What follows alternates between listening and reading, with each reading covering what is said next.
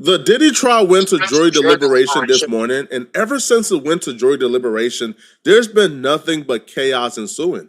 But in this video, I'm going to break down why I believe that chaos is actually going to work in Diddy's favor. I obtained the jury sheet of the official charges the jurors are being asked to vote on. So let's take a look at it so we can figure out which charges that we believe is going to stick and which ones we don't believe is going to stick. Count one, racketeering conspiracy, is the most interesting of the counts because of the complexity that comes with racketeering. As you read right here, if you find defendant guilty of count one, which types of racketeering acts do you unanimously find were involved in the offense? Now, that tasked the jurors with not listing one, but they have to list at least two of the acts under racketeering that they believe the prosecutors proved that Diddy committed. And those acts are kidnapping, arson, bribery, witness tampering, or forced labor. So if they believe that Diddy, let's say, witness tampered but didn't do anything else, not guilty. But if they find that Diddy, let's say, witness tamper and I don't know, did forced labor, well, guilty. So you have to prove or find him guilty on at least two of those acts. That's why I think racketeering is very interesting, because if, let's say, they come back with, yo, he's guilty of kidnapping and he's guilty of bribery, well, that sets the temperature for the other counts, because the other counts includes kidnapping. Some of the misinformation going around is people believing that Diddy can't be found guilty on racketeering because the prosecutors didn't list any co-conspirators. Racketeering means criminal organization. Diddy is head of the organization per se. Well, who were the people committing crimes on behalf of Diddy, and why weren't they charged? Well, the prosecutors addressed that in their closing statements, and they made sure to instruct the jurors, don't listen to these people telling you that just because there's no co-conspirators doesn't mean that there's not a racketeering going on. The prosecutors actually listed a name of people, employees of Diddy under his company, and they told the jurors, if you believe that these people helped Diddy commit crimes based on the testimonies you heard today in court or during this trial, then that's racketeering. It don't matter if those people weren't co-conspirators or they, didn't testify or, they weren't charged with anything. If you believe, based on what you heard today in court or throughout this trial, that these people helped Diddy commit crimes, racketeering, he's out of here. The three people they're listing as the unofficial co-conspirators are Fahim Muhammad, Christina Karam, and Damian D-Rock. These are the people they're claiming helped Diddy run the criminal organizations by committing crimes on behalf of Diddy or organizing crimes or recruiting people to commit crimes on behalf of Diddy. Fahim Muhammad, we know who he is, bruh. He's the dude who makes things goes away. That's apparently the dude when Diddy's son shot somebody, he showed up, made the crime scene go away because he got ties to law enforcement officials. And apparently he's the one allegedly who had law enforcement on Diddy payroll. So Fahim, we know he's been linked to the CIA for a while now, bro. He was Michael Jackson head security guard, I believe, at like 21 years old. He was on duty when Michael Jackson passed away. Christina was allegedly Diddy's personal do girl. She was involved in setting up the free calls, sending out payments to silence people. She essentially did Diddy's bidding, according to the feds, right? She was Diddy's do girl. D-Rock, we know he was the muscle, bro. Security guard, he committed a lot of kidnapping on behalf of Diddy, allegedly, from what we heard at trial.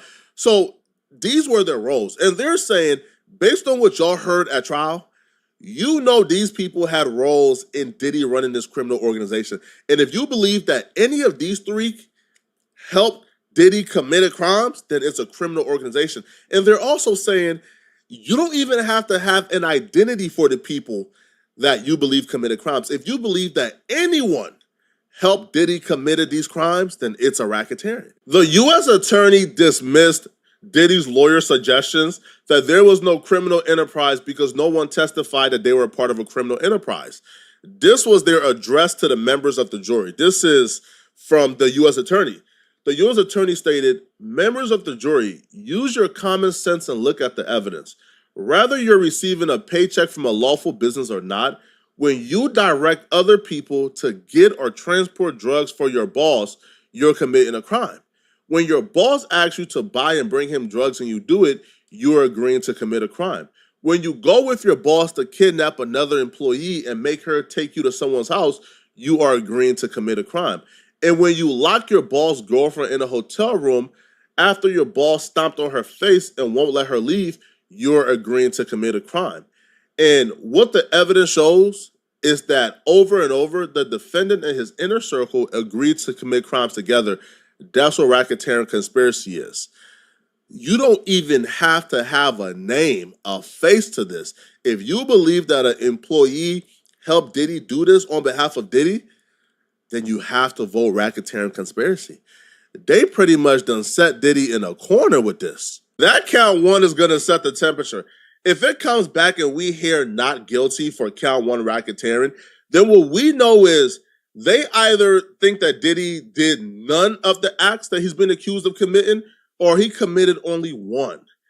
That could be very good news for Diddy either way. If they come back and they say not guilty of everything, then how do you proceed and find him guilty on the other counts that includes some of the things that's under racketeering?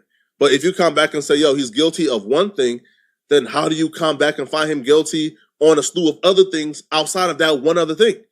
So let's take a look at the other counts so you understand what I'm talking about. If you look at the other acts under racketeering, you see trafficking, you see transportation for purposes of prostitution, and you also see drug distribution under racketeering. So let's just say he gets found not guilty on racketeering.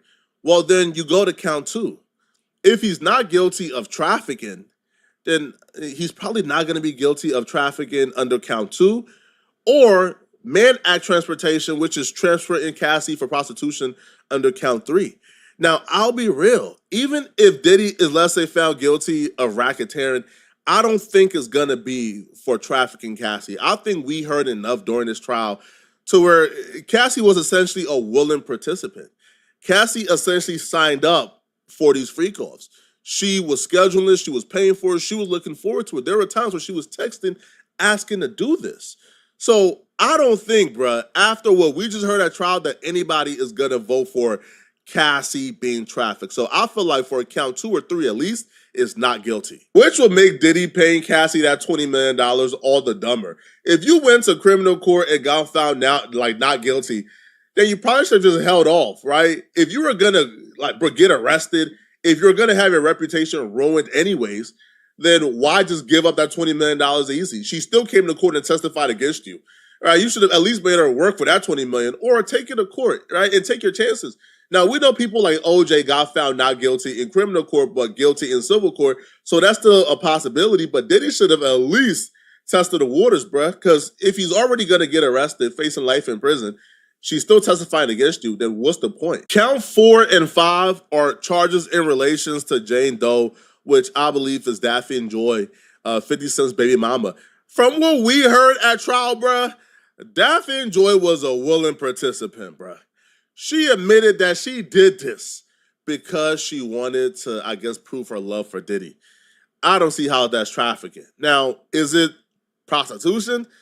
I feel like the transportation is of the male escorts. They got transported. But if we're not talking about the male escorts, we're talking about Jane Doe, I don't see Diddy being found guilty of the Mann Act transportation of Jane Doe for a prostitution. Because no, right? No, because Diddy didn't prostitute them. He made them pay the male escorts. The male escorts, I believe, were prostituted.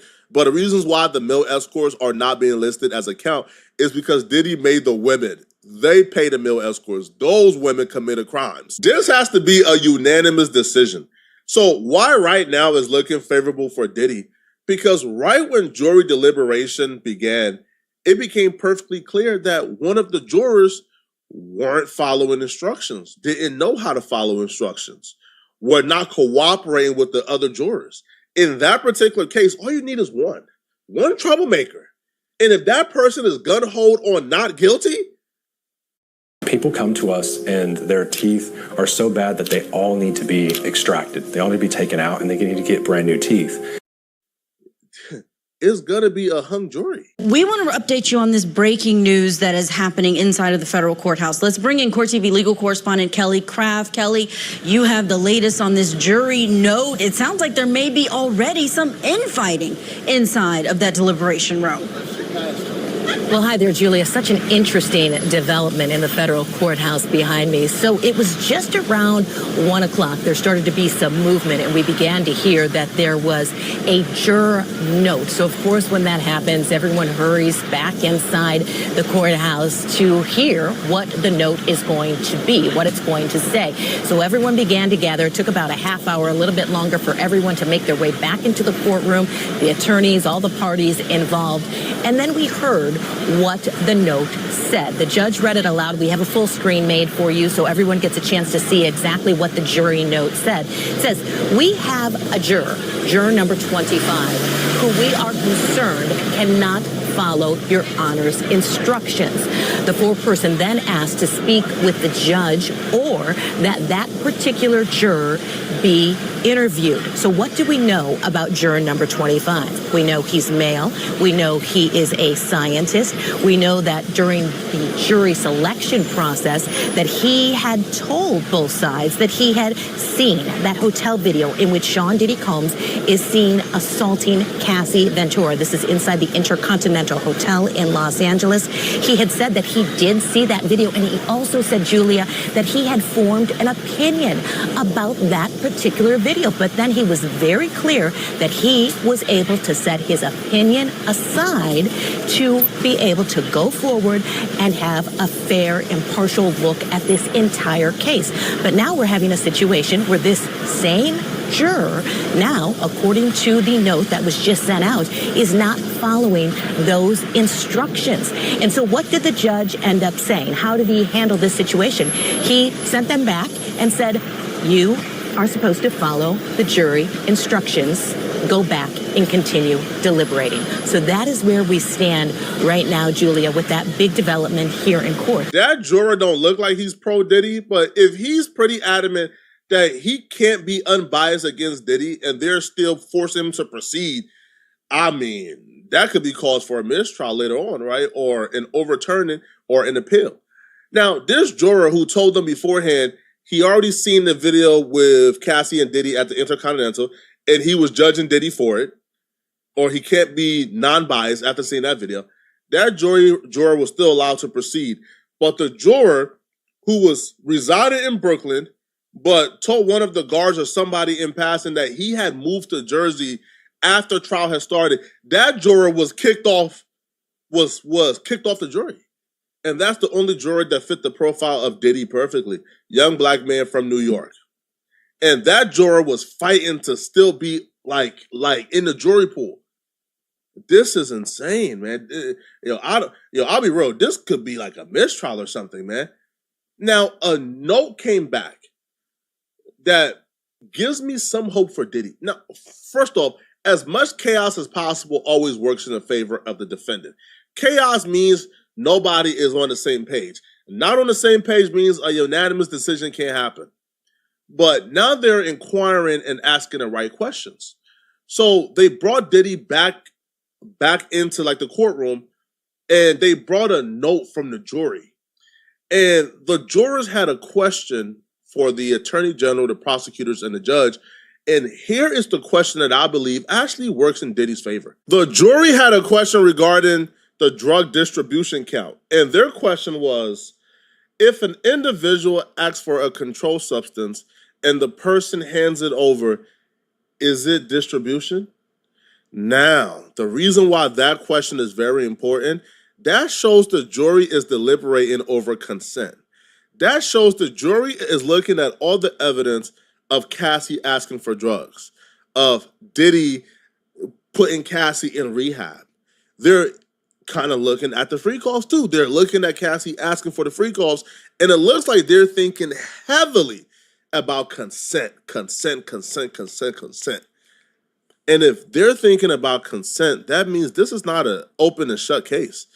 That this is not a case where they believe that Cassie is at no fault and that she was this perfect victim that Diddy trafficked. No, they're looking at the details, and I believe that they will come back with Cassie was a willing participant. She didn't get trafficked, and Diddy did not distribute drugs to Cassie. Cassie sought out those drugs herself. The judge stated they will answer the question tomorrow morning, but that's an interesting question. If I'm already doing my drugs and you're right next to me and you ask, hey, bro, let me get some of that, please, and I hand it over to you, does that count? I don't know. I'm not a legal expert. Y'all let me know.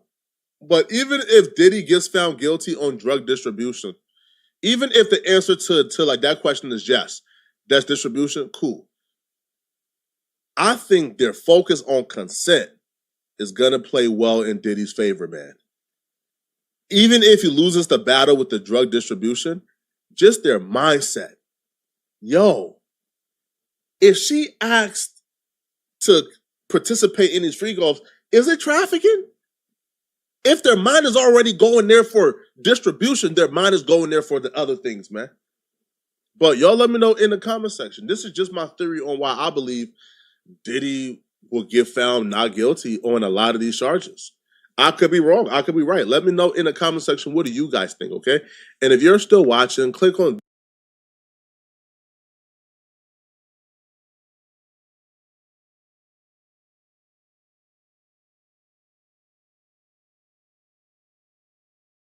This week, emotions run high as flowers are few. Kingston is so hot. Who will get Kingston's dandelion? Excuse me, did someone say King's Hawaiian? Those rules make next level French toast. King's Hawaiian, there's nothing like it. Dearest liver, I used to think all you did was filter alcohol. You actually filter everything. That's why I humbly repay you with Dose. A delicious daily shot that promotes liver function and cleanses the liver of unwanted elements. Dose. Love your liver.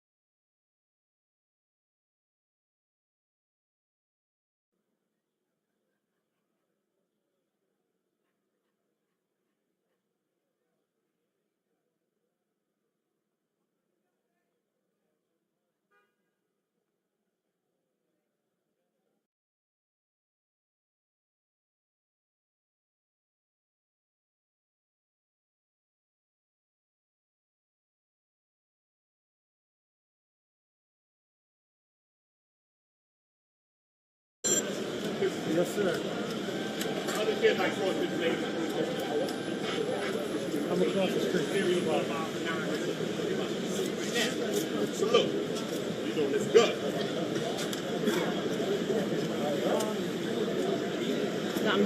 That's okay. Speak. My back hurts, so that's You're fine. You're fine. I got it. And I was more, so I'm doing this.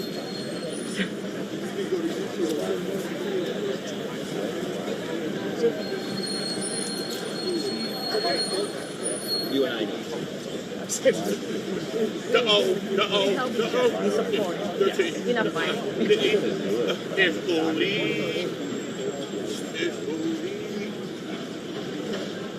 only I take Diddy's dance. Not only did I take Diddy's song, I have taken Diddy's mother. She is my mother.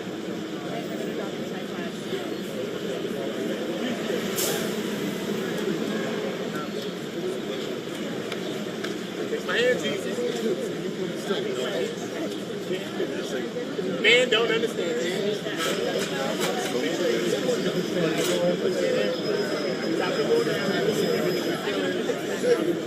Hey guys. Hey, I'm Phil. Okay. Wait. There you go. Aaron.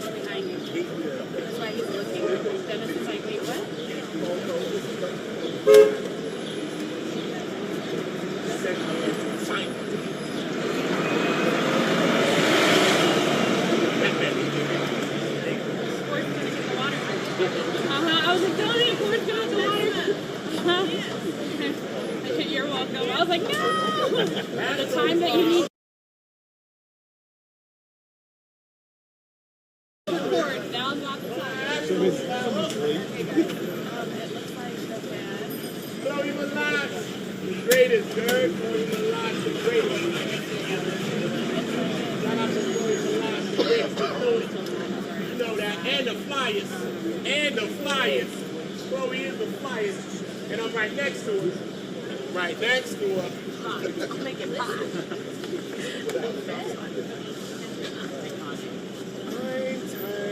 I'm about to sing something. Ding, ding, ding, ding, ding, ding, ding. I'm about to play ukulele. Ding, ding, ding, ding, ding. What y'all want, the ukulele, or y'all want to take out back? And I just showed y'all what just happened now. The phone says she does it. What she does. Brian Steele's my man. 100 grand. Marky Mark, Agnafillo. Me and him is soul brothers. Chloe Malott. Seen Aaron, my dog. I'll stop when you want me to. If it's exclusive, I'll stop when you're ready. Are you ready? My little cousin's is on the way. My little sister, Sarah. Chat with that.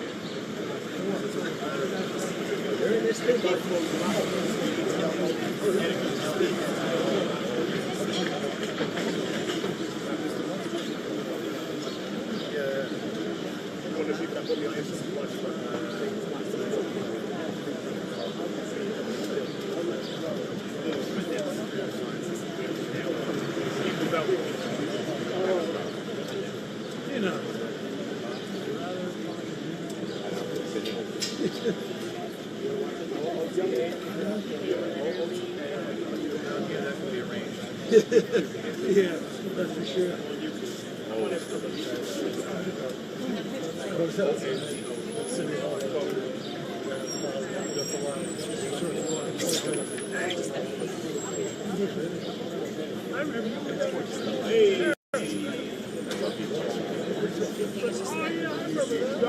For that death train. My man, Bob don't slow no drag Bob with the death train. My man from American Eagle. Someone's got a gift, right? Yeah, that's a gift. Yes. Yeah, we actually just got one of those. It's like SAC or something. That's not her brand. It's like SAC company or something like that. Very. I've seen that.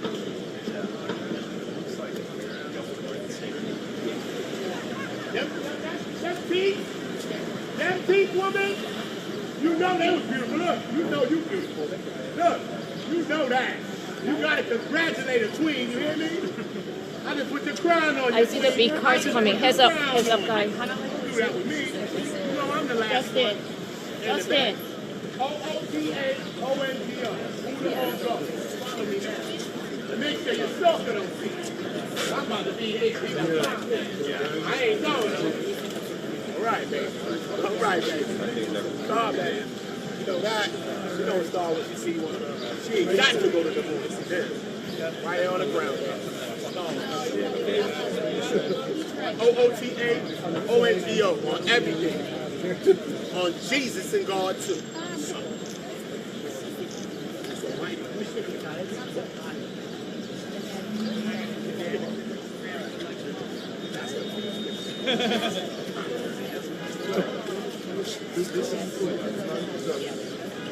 Yeah, not all my children. Oh my children. Not all my children. What I got, what I need, right here. Everybody else got what I got. My mom's gone. That's a dog. I'm talking right now. You move it? You think they running over there? They might pull a tricky. They might pull a tricky out the door. I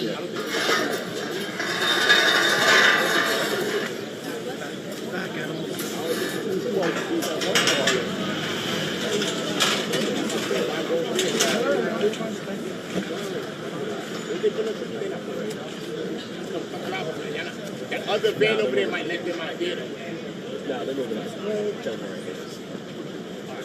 I got out nice. The other one's gonna go in the back. We're missing somebody. Somebody we gonna miss.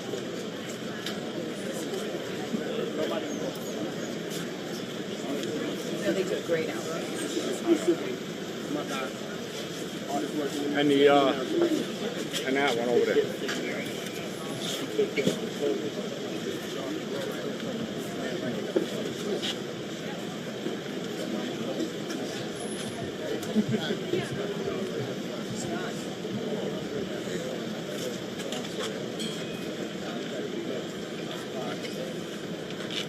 Enjoy taking it. All right, bring your arm in.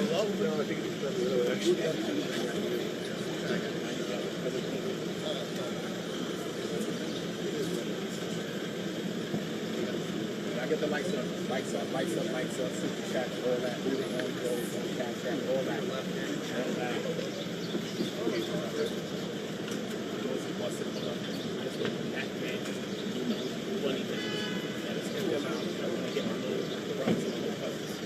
Let me get my sister right here.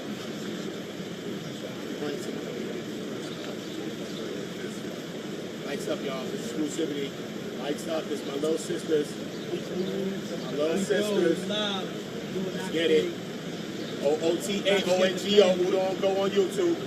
Whole world subscribe. AKA Who the Cone. Who the Cone.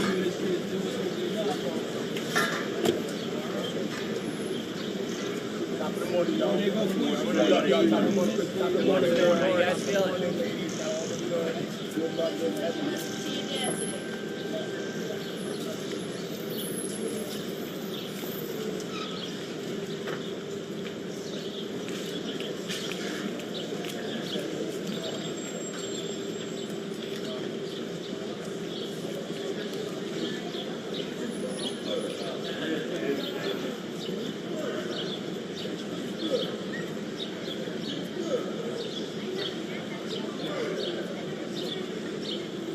Man, what you talking about, yo? Man, I just talked to you. I just asked you something, man. You want to see the another side of me, man? I will knock you in that fucking right there. Same guy. Same guy. Hell, you think this is Russia? What? Yeah, right. That's because you're having a bad hair day. Don't take it out on everybody else. What do you think he is? Bon Jovi? Cook this nigga right here on the line. This nigga right here. You said something. Bon Jovi. You said something that you know. Same guy, 5 in the morning. What this nigga look like? Y'all took this nigga to chat league. Who he look like? I think the good fella shirt is getting to his head. I told him he needs a brush. Look, he looks like his hair again.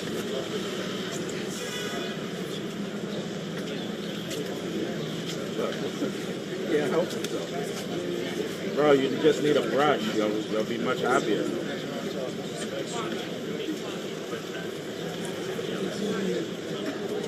See, it's getting all in your way.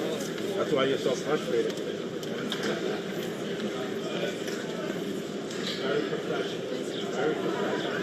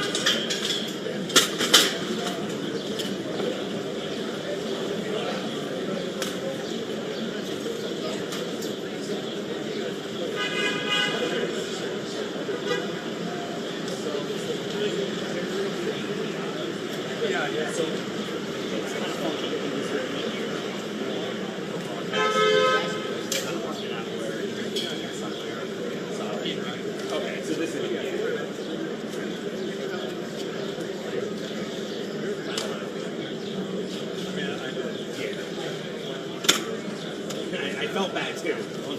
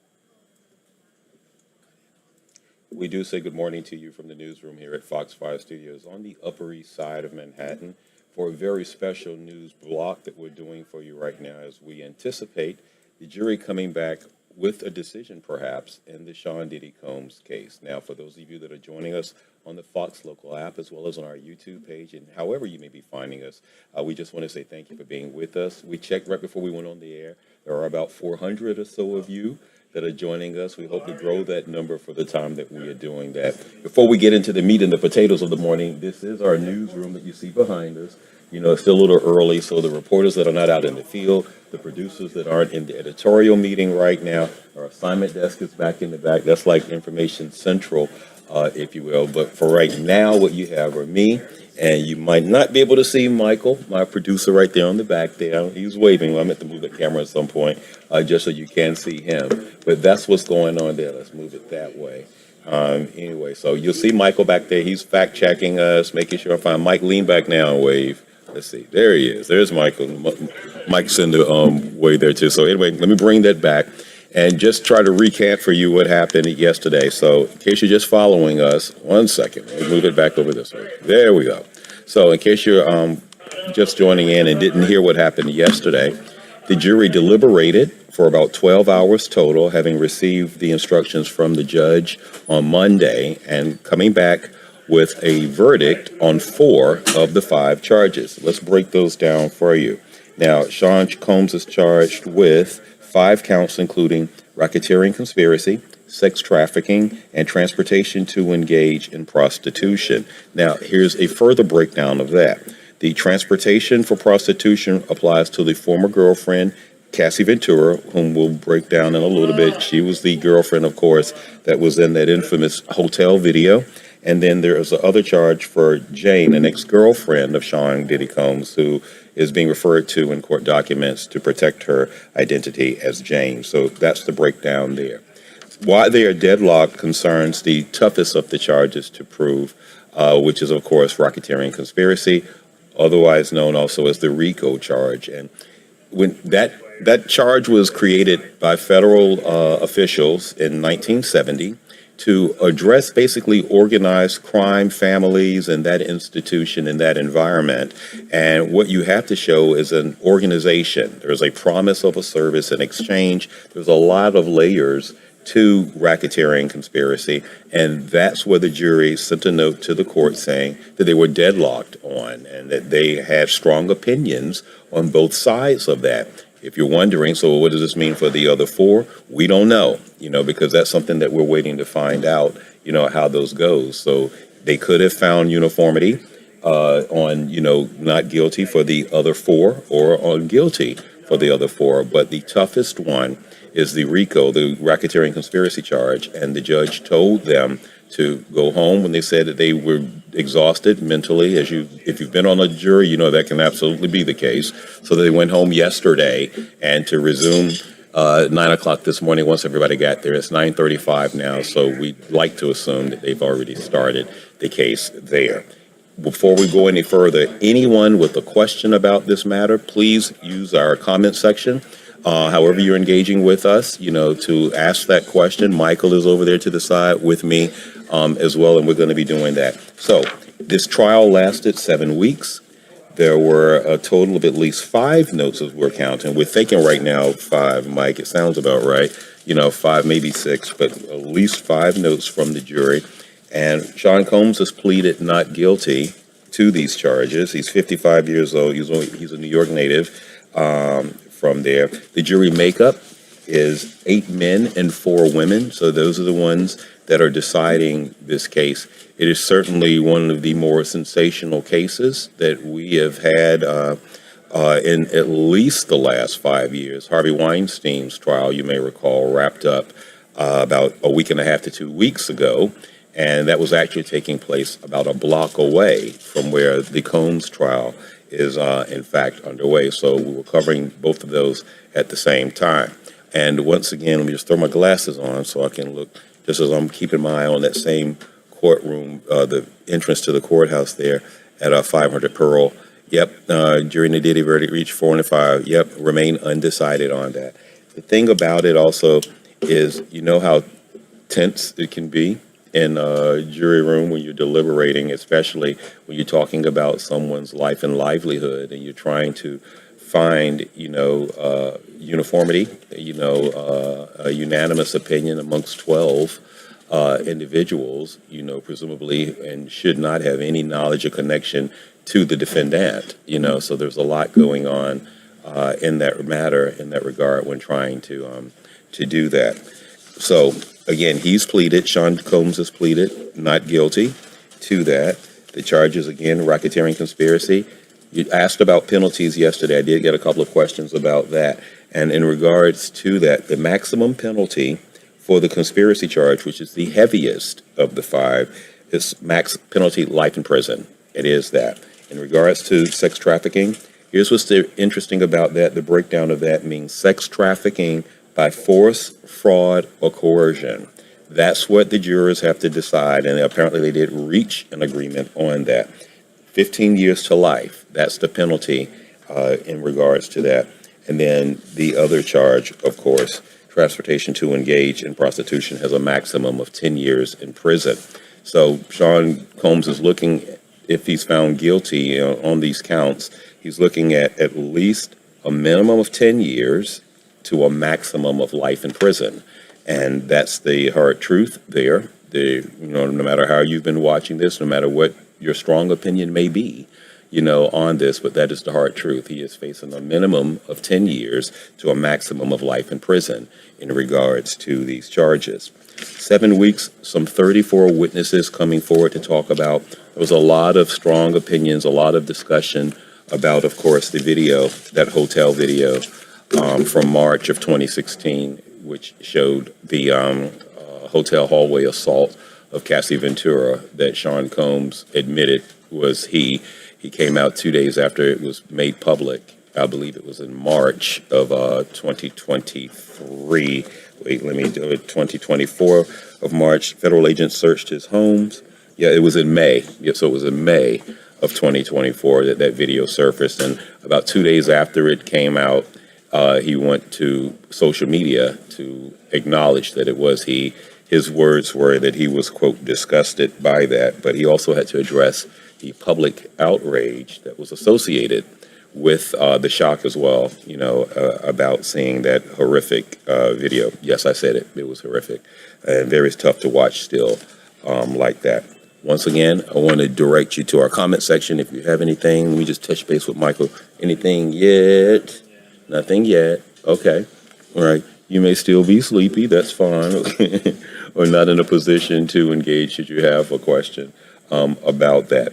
One that I was asked yesterday in the field is that moment when you hear, there's a note from the jury when you're covering a court matter, how that impacts the reporter, when you are there. It's like you just stop breathing. You lose your breath. Like, wait, what does that mean? There's a lot that's going on because the note could be something like calling for a transcript, a testimony to be re-explained. They want the transcript of something that one of the witnesses may have said. It could be something that, we have an issue with one of the jurors, which was certainly one of the notes. That may have been the first note that came back, concerns about a juror. And then, I don't know how closely you were following the Weinstein trial, but that was a contentious jury by all accounts. That was a very contentious jury there. So these things do happen.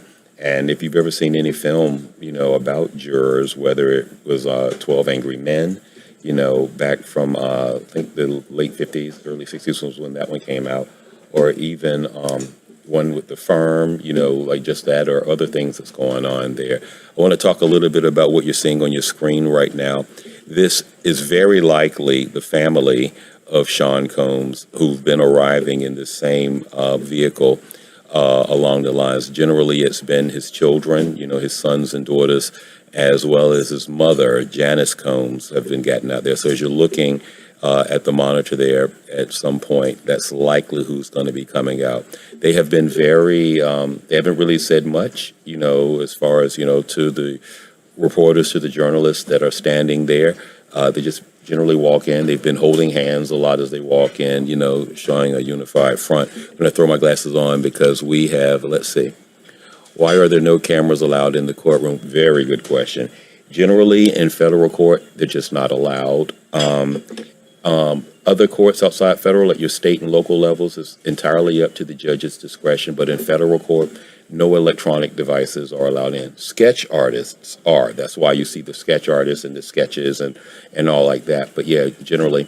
And just a further share with you, and thank you for that question. A further share with you, when we go to 500 Pearl, what has to happen is my cell phone isn't with me; it's at my desk. But after we go through the screening process, the scanner, and you take everything out, they count the number of devices that are electronic that you have, whether it's earbuds, headphones, a laptop, iPad, and a phone. And you have to surrender the phone to the court officers. You get a chip, if you will, because it's like think of your mailbox, 1, 2, 3, 4, 100. Your chip corresponds with that, and that's where your phone is kept throughout the entire proceeding. You can use your laptop there to take notes, to file your stories, to update your newsrooms, your television stations, your newspaper, whomever you are there representing. But no, there are no phones allowed in. Electronic devices are frowned upon, but courtroom sketch artists are what's there. So as we're looking at the front, I know we changed shots for a moment. I don't believe we saw anybody get out of the van just yet. But yeah, no, that was a very good question. Thank you for that. And again, if anyone has a question, feel free to ask in regards to this, because we certainly want to use this forum to engage with you outside of our, traditional newscast, which is still on the air. Good Day is still on the air until 10, and then the Sherry Show takes over there. So we use this as a way to establish immediacy, to connect, with our viewers who have an interest and who sometimes may not be able to have a monitor or a television screen there, or may not be in a position where their laptop or at work, it's feasible to have a screen open showing something like that. If you're curious about this case, if you're curious about the weather, if there's something going on there, or any of the other national stories that we're covering, like the president's big beautiful bill, and what's going on, on Capitol Hill with that. So this forum allows us to do that. It allows us also to connect in a more immediate fashion, like yesterday when the notes came back that, there were verdicts on 4 of the 5 charges. We can hop here and we can engage with you. We can let, our followers know, hey, this is what's going on, and you can get that information in real time. And then, for your further interest, and developments there, we'll direct you to our next newscast, and stay with you here as long as we can. So again, this is the door to 500 Pearl. That's the main entrance there.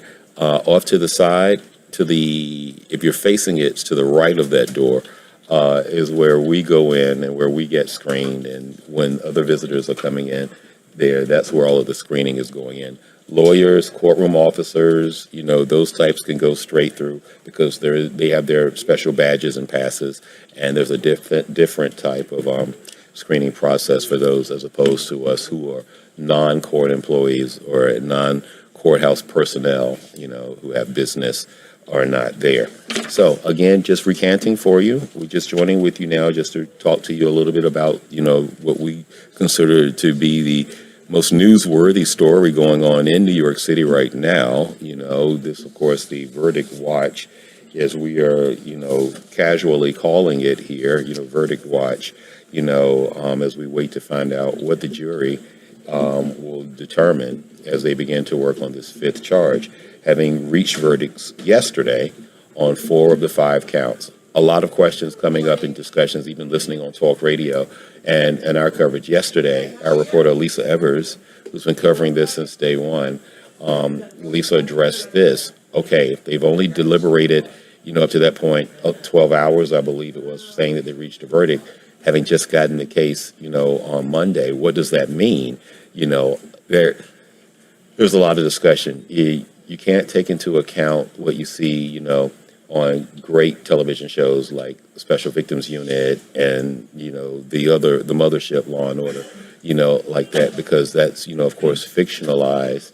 And certainly 60 minutes isn't enough time to render that, but there's a lot of discussion like, well, if it comes back quickly, then it's not guilty. Or if it comes back this quickly, then that means they found uniformity on guilty. legal pundits can look at it either way. Ultimately, it's how the 12 people, the 8 men and 4 women in that room, decide about that. So what you're looking at now is just video, and those are the children. I'll get to the question. And oh, one second, that's a really good one too. So yeah, that's just been how they've been coming in, the family, and leaving, for the day. The question up on the screen in our live chat: if no verdict today, will the court be opened Thursday or wait till Monday? It's a really good question. The court is closed on Friday for the holiday. So if there's no verdict today, the judge could ask them to go back and try it one more time. There is something called an Allen charge, which is one that courts try to avoid having to use. It's certainly not the first thing in situations like this, but that's why the judge spoke to communicated with the jury and asked them if they felt that they could, resume deliberations today. So that's what's going on now. Again, the messaging coming out of that jury room was that they were hard to, they had serious opinions on both sides in regards to the conspiracy to commit the conspiracy for racketeering charge. So that's what happened. Thank you for that question. It was a very good question. Likely, barring the judge instructing an Allen pathway to try to resolve it, then he may just ask them to resume deliberations on Monday because the court is closed on Friday for the federal holiday. So that's what's going on there. Again, anyone else with a question, we certainly ask you, just put it in our live comment section there. Michael behind me, my producer, he's going to be keeping his eye on that, and we'll be engaging there. If you are just coming in, I want to let you know just a little bit about a timeline about how all of this began. And basically, it was a lawsuit. Cassie Ventura actually sued Sean Combs, alleging years of abuse. She said, she used rape. This goes back to November of 23. When she sued him, they're not together at the time. That's when she sued him, like that. Soon after that suit came forward, then other suits started involving men and women, as well, against Sean Combs, and, alleging sexual abuse and other things. He denied all of those charges. In March of 2024, you may recall that the FBI raided his homes in Miami and in Los Angeles. And it was at that point that probably one of the more salacious details to come out of this 7 weeks trial, the baby oil, that was used there, because the raid determined and collected more than 1,000 bottles of baby oil and lubricant, which was then later determined to be part of these drug-infueled, this is according to court testimony, sex marathons called freak-offs. So that's what was going on there. And all of that happened. And then that's when the video eventually came out, of what happened at the Intercontinental Hotel, when Cassie showed Sean Combs attacking, assaulting, pulling hair, kicking, Cassie Ventura in video. There's no need for the word allegation or alleged, because clearly it was him. And then 2 days later, he came out and admitted, it was him. So that's why you did not hear me use the word in that context there. And then in September, last September, is when the feds outlined their indictment against Sean Combs and unveiled, the multi-layered, multi-page document that was going on against him there. And then, of course, the trial got underway with jury selection on May 5th, and then it began. Opening statements were delivered about a week or so later. We also want to point out again, Sean Combs has denied all of the charges that are there, and the jurors are deadlocked on the racketeering conspiracy charge, which, as we talked about at the top of this, our engagement here, that charge carries the most weight. It's also the most difficult to prove because, again, the men and women, 8 and 4 is the breakdown.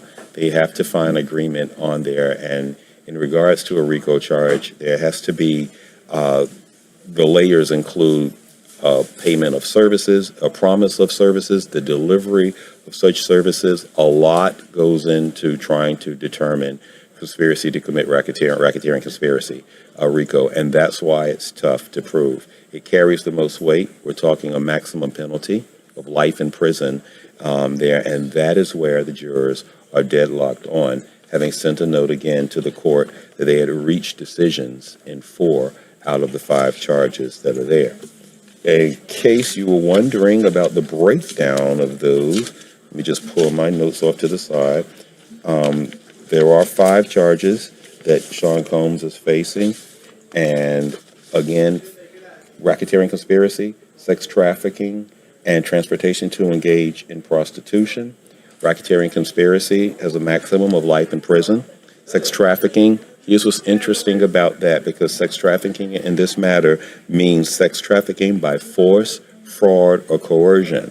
So you have to go back over testimony, meaning the jurors, and they have to then determine, if the actions, if the testimony, if the allegations, rise to that level, force, fraud, or coercion, and that's what they have to check, when deciding yes or no, how they feel, in regards to that. And if you're wondering why there are 5, it's because two of the charges involve the alleged victims in this matter. We're talking about Cassie Ventura as well as Jane. She was identified as Jane to protect her identity, and Jane is a former girlfriend of Sean Combs, and that is who the other charge for trafficking is connected to. Just putting my glasses on so I can see, keeping our eye on that door as we do there. I also want to remind you, if you have a question, to please submit it off to our comment section there. And I do want to let you know that ahead of our noon newscast today, I'll be back here at 11:30, and we're going to do a longer version of this type of engagement, where we're going to be also bringing my colleague out in the field, and to talk about, a little bit about the field that's out there in the outside of the front of the courthouse there, and just a lot about, what's going on as far as covering it. So Arthur Chien is there, and he'll be joining us. And Lisa Evers, of course, is our in-house reporter, so she, is inside in the courtroom right now, dealing with that.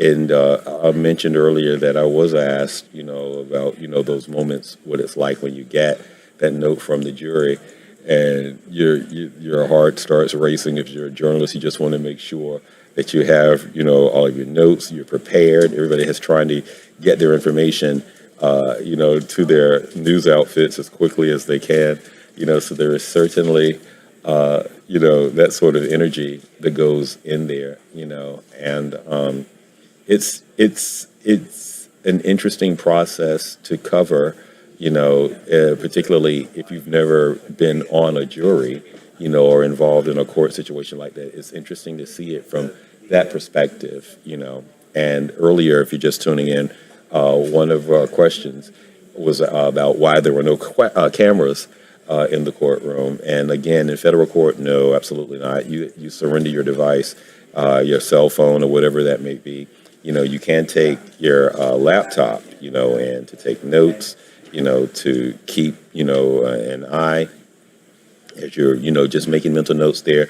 A lot of us are old school, I myself, I'm still with the pen and the piece of paper, it's just, I'm just old school. A number of people, of my generation of broadcasting, of journalism, that we still just rely, on the notepad, and stuff. So it takes a minute, to like, okay, wait, I gotta do, you're gonna pull this up, and yeah, it can be a lot. So if I can avoid that, then I'm pretty good about, just tracking and following it, for that. And then, of course, you're the only one that can read your own handwriting anyway. So when you're making those notes quickly, or if you're going to do it that way, and that's how that happens. Excuse me one sec.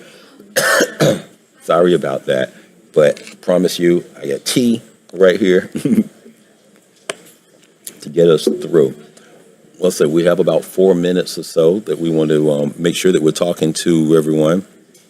I was telling you a little bit that again at 11:30, if you are able, please join us here, whether on the app or on our Facebook page, where we will be doing similarly this, just type of engagement, just because of all of the attention, it's getting. Like I mentioned earlier, this is certainly the biggest news story that we have here in New York, at the time. Of course, the other national headline is the House taking up, the president's big, beautiful bill, right there, his domestic legislation piece that, passed the Senate narrowly, yesterday. So now the House is going on that. So those are the two things, but all eyes, a lot of eyes right now on New York City. And of course, as we wait to find out what the jurors will do in regards to that fifth charge, racketeering conspiracy, and then collectively what the decisions on the other four, have been. Because as we've been telling and reporting, that the jurors have reached verdicts on 4 of the charges. And it's just the racketeering conspiracy one, which carries the most weight. That's the toughest one for them to do. There were 34 witnesses in this case. Sean Combs did not take the stand, 55 years old, did not take the stand. Some discussion, about that, but he met with his attorneys and they felt that this was the best course to do for him to not take the stand, so he did not. 34 witnesses, 7 weeks. This trial began on May 12th, and here we are to, as we await, the final actions on it. A question not too very long ago, what happens if they don't reach a verdict by today? The judge may ask them to try it again. There will be no court on Friday. So if the judge does not invoke the Allen charge here, if for some reason they are hung, it's determined on that, then the court will then decide how best to move forward, particularly as decisions were reached in the other 4 charges that were there. One of the other interesting things about this, in regards to just, talk about it, because of the celebrity nature involved in this, there were a number of people wondering, where were all of the, friends, where were the celebs and things like that. And I believe at one point, we know that Kid Cudi, was a witness, who was called to testify. He called to take the stand. And at one point, Kanye West showed up, and didn't stay very long and, just doing that. So in a situation like this, certainly we understand, strong opinions, whether you are a fan or, or not, of the defendant, but yeah, that was one of the other things that came up, just given, the sensationalized, details, in regards to that. It's 10 o'clock straight up. We're going to be winding down here. And again, if you are able, please join us at 11:30. I will be right back here. Michael will be here. If not Michael, one of our other producers will be here as we again try to extend our coverage to you, trying to keep you informed through our streaming and our social media platforms. Is that Alex? Hello, good morning. We have a note? 1 second. So Alex, our other producer, is just coming over to let us know that we have a note. Like that. Let's see what the note says. 1 second. You'll print it out. So we have a note coming back. So stay with us for a second. I'll put my glasses on so I can make sure. And one of my papers dropped. Give me a minute. Chris, can you pass me that one? Is that all right? That's Chris. He's our weekend producer. He's working on our 3 o'clock news block behind me also. And let me see. So again, racketeering conspiracy is the charge that the jurors appear to be hung up on. The other 4, sex trafficking of Cassie Ventura, sex trafficking for Jane, who's another ex-girlfriend, and transportation for prostitution, are the other charges that the jurors have reached decisions on. So we're just waiting for an update to find out what that note was from there. Nothing yet. We're still waiting. Still waiting. I don't mind if you got the time, I got the time. We'll just engage. We'll talk a little bit more. So just to recant, jurors deliberated for about 12 hours yesterday, sending that note back that they had reached decisions in 4 of the 5 charges, which I just laid out for you. And we've been talking about how the racketeering conspiracy, more, commonly known as the RICO charge, it's the hardest to prove because you have to show that there was money was exchanged, there was a promise of something, a delivery on said promise, and there are a lot of layers to prove. This law was created in 1970, by the feds to address organized crime, the crime families and things like that. So that's where the racketeering, comes in. A lot of discussion on whether or not the allegations against Sean Combs actually rises, to that.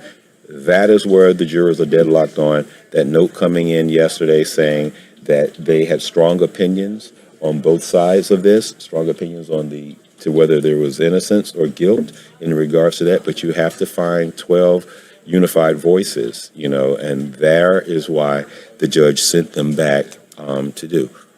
Nothing on the note just yet? Okay. We know that there is a note. We don't have any details about that, but like I was sharing with you earlier that I was asked, so what happens when you're a journalist and you get that note? Yeah, you just start going like, okay, all right, what is this? What's going on? Everybody looks around, then you start asking, do you think it's that? There's a lot, of that. And generally it's just, that tension, just waiting to find out what it is. Sometimes you may catch a break like, we want potato chips for lunch, something, as simple as the jurors wanting to know, can they work through lunch or something like that, or of course that a decision may have been reached. It can run the gamut, so yeah, the note, could mean that. It could mean a read back, what was that? Verdict. We have a verdict. Stay with us right now. That's what we're hearing. So hang on one second. Looks like we have a verdict, so stay with us 1 minute. All right. Okay. That we get, but all we know is that there's a verdict. All we know is that there is a verdict. Okay. Hang on 1 second. So what's that, 10 o'clock? So they were at it figuring like maybe about an hour or so, like that. All right. Hold on 1 second. Here's what's going on now. I'm going to give you a live look at a newsroom in action, baby. So what you're seeing now is all of the energy is coming in. We know that there is a verdict, and our newsroom right now is going into, I'm going to come down. Oh, I'm looking the wrong way. Hang on. Hold on. Uh-oh. Hang on 1 second. Okay. I'm going to go up. And so what you're seeing now is our newsroom in action, and my boss is about to walk by just now in blue, and all of this right now, everyone's moving around because now that we have a decision coming in, we have a verdict coming in. This means now, hang on, let's move the camera back, moves that now we are all in that particular mode. So Alex is there with me, and hang on 1 second, let me go over this. We're making sure we're getting up on the Fox Local app right now. Okay. Do I need to put, because Arthur's going to come in at some point, right? So I should. Yeah. Let's Let me do that. So hang on 1 second. This is Newsroom Live. Oh my God. All right. So there we go. we need this. I'll swap you out for that. Yeah. Okay. I'm just here to hold. All right. So take that one and give you that one back. Okay, great. Okay, I'll move this out the way. Okay, if you're wondering what we're doing, this is my IFB, internal foldback. It allows me to hear what's going on in the field, and that way I can communicate with whomever we're talking to. So hold on one second. Let's see. Let me fix that for you. Hold on. Okay. Yeah, I'll take care of that. You got that one there? I'm gonna text him. All right.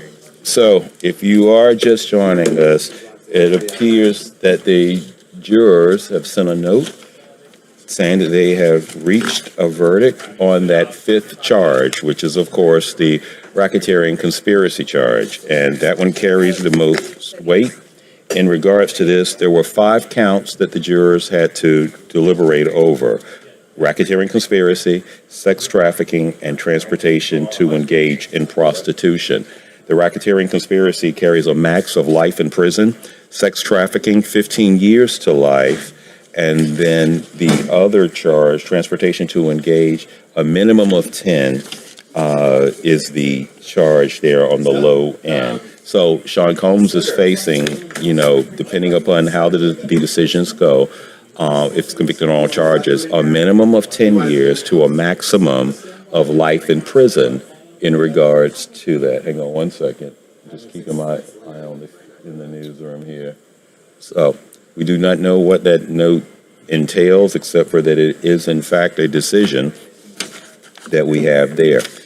7 weeks of this trial. It began on jury selection was May 5th. Opening statements a week later, happening on May 12th. There were 34 witnesses that were there, and let me keep my eye on.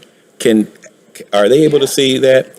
So let me tell you who you're looking at. The guy jumping over right there with the camera, that's our guy. That's Dan Foley. So Dan is down there. Dan's one of our photogs. And the silver-haired gentleman that was just there is Roy. Roy is our other crew that's there. So that's Roy coming into the camera right now. So what they are doing, eventually they are getting ready because Arthur Chien is going to get into play. There's Arthur right there. So there's Arthur right there. I'm gonna go to another shot. Okay. Live view 2 right here, live which view is a 2. podium shot. That's the podium shot. If anyone comes out, we'll see them. So what's going to happen there is that statements generally by the defense, if the prosecutors, if the whoever the lead attorney was in this matter comes up to speak, this is where they will go there. The shot we just switched from was our crew getting ready to get into place. And, so that was just a note to us. So our banner just switched. Can we see the other shot, Alex? Is that right? Yeah, let's see. So hold on one second. We're just going to give you the other one. Right now. So we have the courthouse there.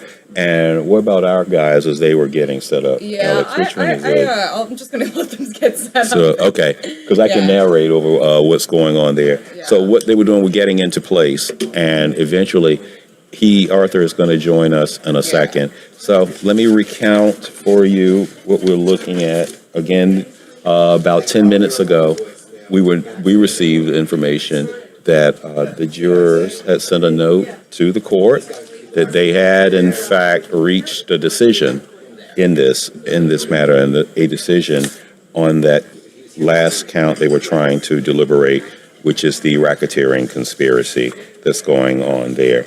A quick timeline, if you will, about all of this. Again, it was in November of 2023 when Cassie Ventura sued Sean Combs, alleging domestic abuse, alleging sexual abuse, including rape. And if you ask, well, when did all of this kind of get rolling? That's what if you want to say the start of all of this, this was certainly the origins of where that led up. That then led to the raids on his house. Federal agents went in, with the search warrant. And it was at that point that the baby oil and the lubricant came out, and then information started to surface, eventually that we would find out through court testimony at these drug-fueled, this is again according to court documents, drug-fueled sexual marathons called freak-offs, and that all of this was going on there, and that they involved, paid escorts, to engage in sexual activity, while, the defendant is accused of having, filmed all of it. So there was a lot going on to this. It's certainly one of the more sensational trials in our recent memory, to happen and to take place. So a lot of attention is on this as we await what's going to be happening and what the decision has decided. So, hang on one second. Understand that my colleague is in place there. And let me see, Arthur, can you hear me? On this for now until you tell. When you tell me to change, I'll change. Hang on. So Arthur eventually will be getting into place, and as he's doing that, just again to describe what's going on. So Arthur is outside of the courthouse. Our Lisa Evers is in. Arthur's going to just give us a feel for what's going on right now. Once he can, in fact, hear us, and we're going to be checking to see if he can. Arthur, thumbs up. Can you hear us? Yeah, I hear you loud and clear. Arthur, good morning. Just, Arthur, take it away. Just describe to us the feel. We know that a note came in about 15 minutes ago. Yeah, well. What's up, Mike? All right, let's talk about the context first, right? Last night we knew that the jury had notified the court through the judge that they had reached an agreement on 4 out of the 5 counts. That's the majority of the case, counts 2 through 5. But they said that they could not agree on because of a difference of opinions, and it was plural, worth noting, was how to decide on count 1, which is the racketeering charge as a single count, but it is the most serious one in terms of the amount of prison time that it can bring. So that was the context yesterday. Both lawyers for Sean Diddy Combs and the prosecutor say, we would like the jurors to stay at it, and that's what the judge was going to do. Important to point out, yesterday was the first full day of deliberation. So while some people were using the term deadlock, it seemed a little bit over dramatic. This was a case that spanned 2 months, that saw at least 3 dozen witnesses.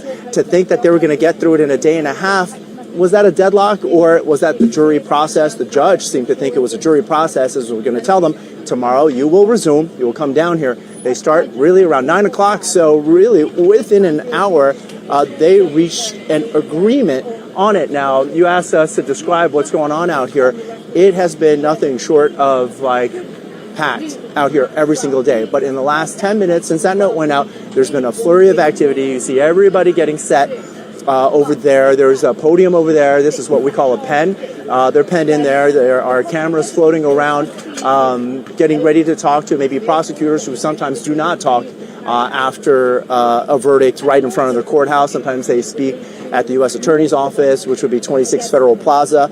And it seems like everybody's positioning themselves for that. And then there's an added element, and you've been aware of this, Antoine, of a sort of social media factor involved here. There are a lot of people who have been live streaming on social media. That presence been in the dozens, and even in the hot weather and the rainy weather yesterday, they were here. But certainly the fact that the weather is more cooperative now, that crowd is at least double in size. What we can say from the court, we saw the family of Sean Diddy Combs arrive this morning, and a short time later they left because they figured the jury was in deliberation. So we're expecting at this point for them to come back at some point. One of the things they use is a Sprinter van to bring a lot of the family members here together at the same time. We haven't seen them come back. Certainly for the verdict to be read, there are certain people who have to be in the courtroom. Mr. Combs has to be in the courtroom. All his legal representation, which is not 1 or 2 lawyers. Everybody from his legal team ostensibly will have to be back in the courtroom for the reading of the verdict, as well as the prosecutors in this case. And you would think that even their bosses in this case might want to be in the room to see how this goes down. Antoine? Yeah, I know. Justin just calls like, Arthur, thank you. Stay with us, Arthur. I want to put you on the spot for 1 second because I was asked this, and I want to ask you.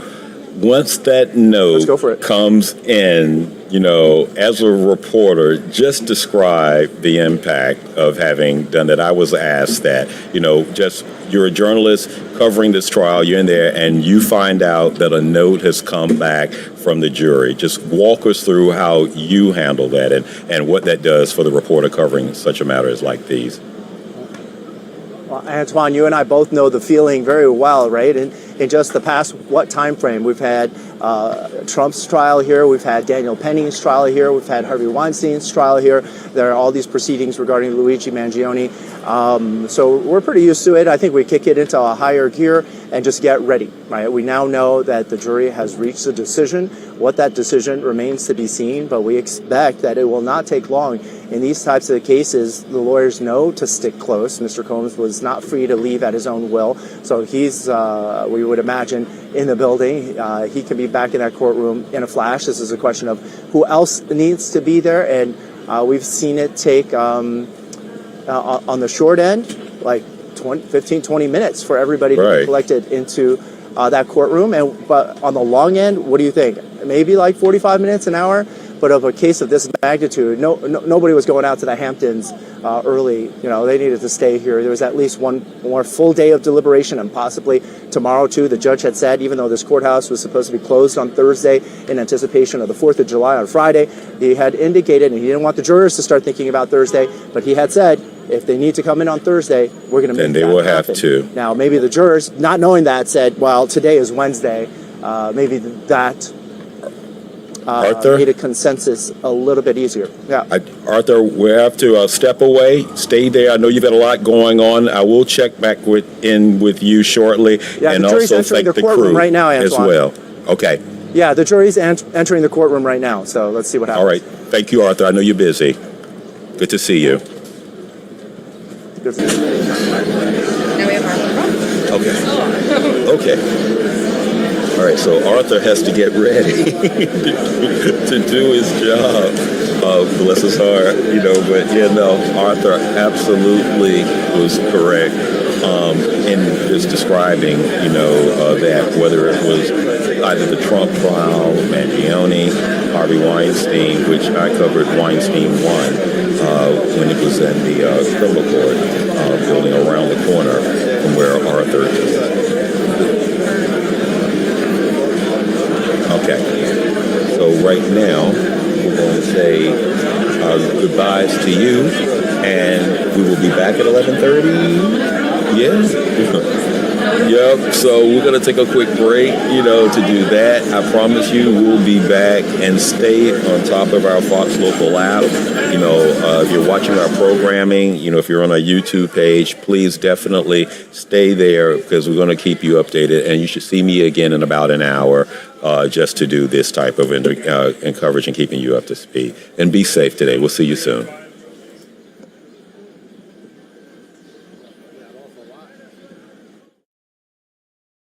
Were guilty, the other 3 charges not guilty. Now, yesterday they deadlocked over the RICO count, and everybody was trying to surmise what was going on in that jury room. We knew that they wanted to finish quickly because the July 4th holiday was just, looming in the background. But apparently they came back from having a night off, and they came back with the verdict. They let the judge know just moments after they got to the courthouse. Yeah, less than an hour after meeting again today. And the question is going to be now, what will the sentencing be? Now that we know the verdicts, we will hear officially in just a second. We've got those from the New York Times once again, 2 guilty charges. Arthur Chien is ready right now outside the courtroom. Arthur, before we get to the sentencing, which will happen in a bit, tell us what you've learned today about this jury decision.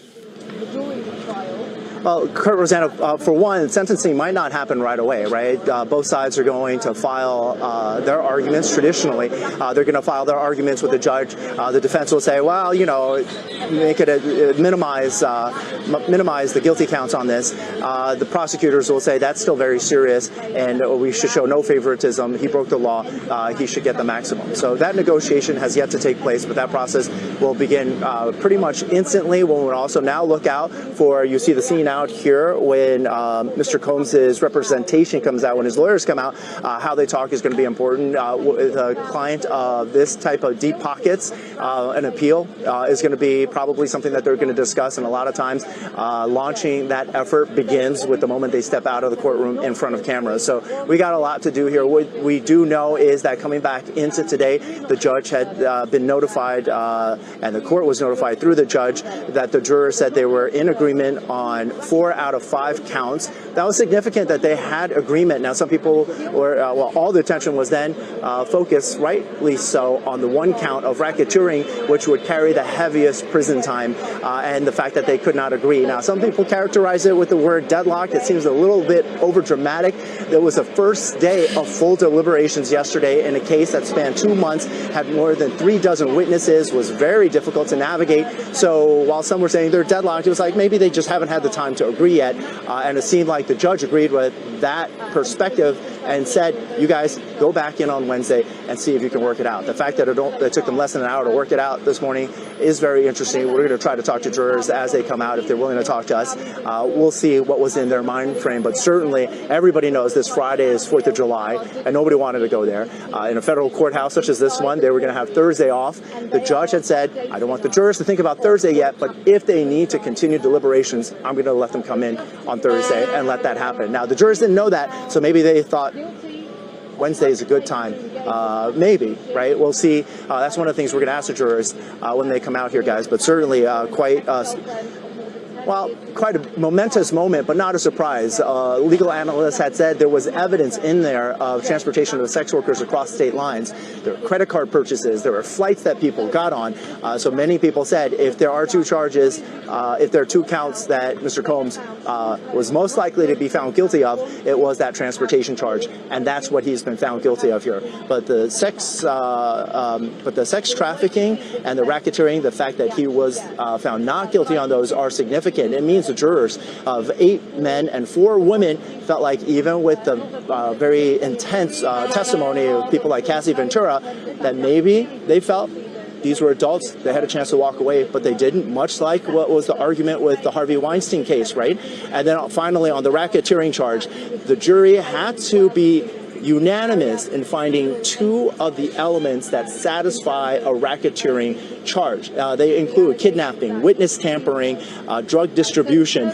They couldn't just say, well, I think there were these 2, and then the other jurors say, well, I saw those 2, and then say, okay, there was racketeering. They had to agree on which 2, and apparently they were not going to do that, and thus the decision.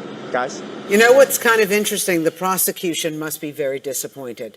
The RICO count obviously would have been putting away Sean Diddy Combs for the rest of his life. Very important count. And then the other 2 that he was found not guilty on, sex trafficking of Jane, sex trafficking of Cassie, those probably would have carried bigger sentences as well for prison.